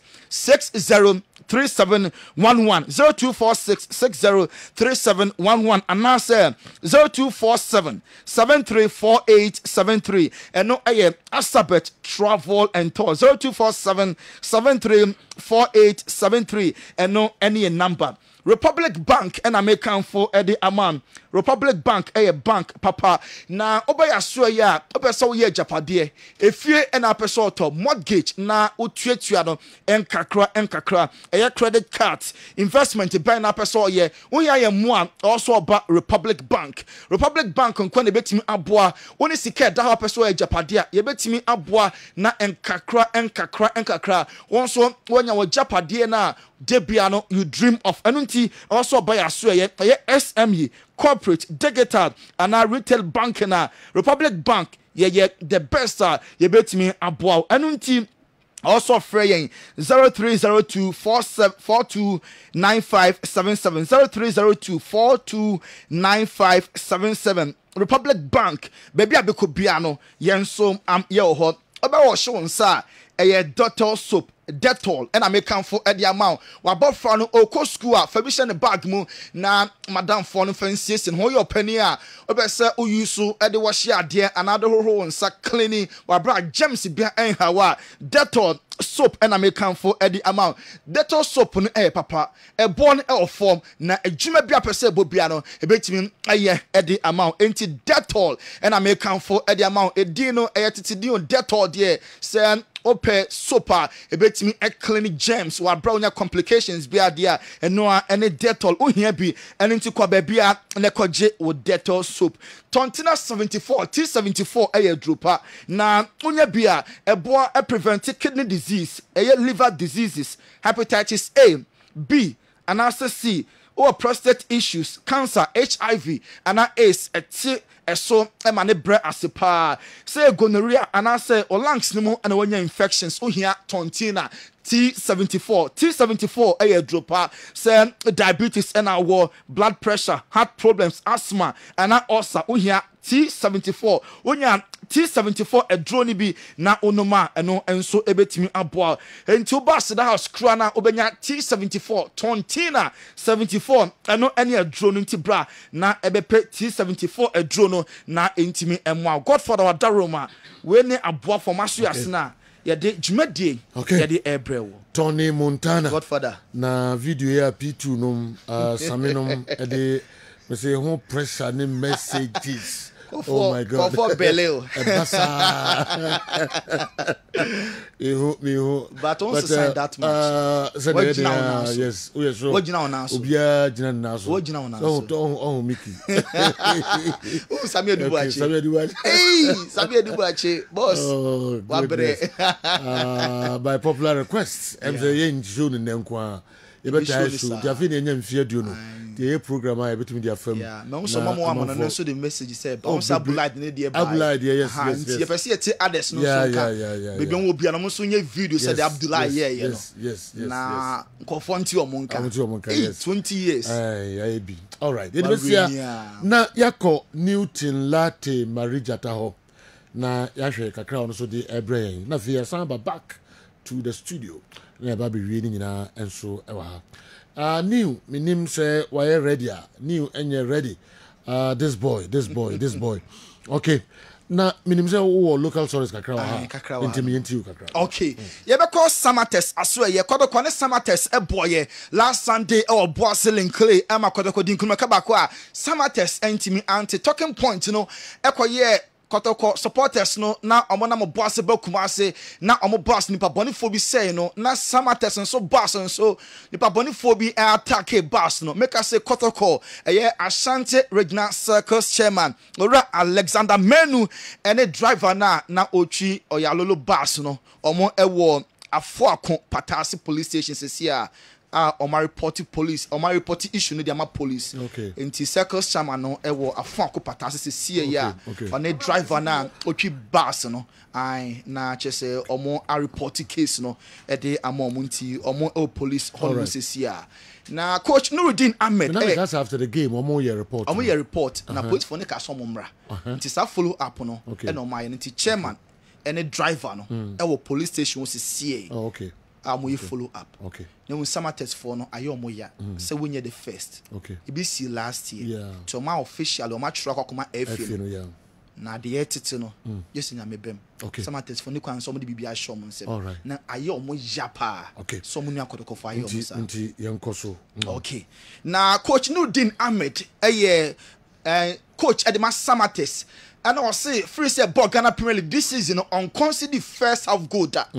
Every game, first half, omo keep clean sheet. Kodo konkwa any club if the kind omo the ball at home net. Coach Nuru Ekasafa go no.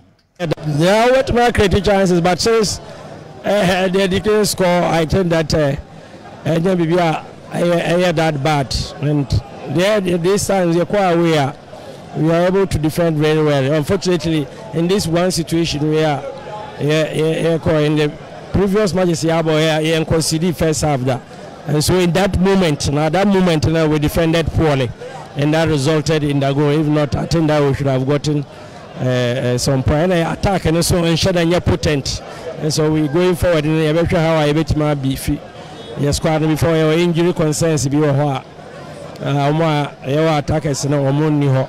So but that is football. More on na you be use omo na ahwe the way forward. Yeah.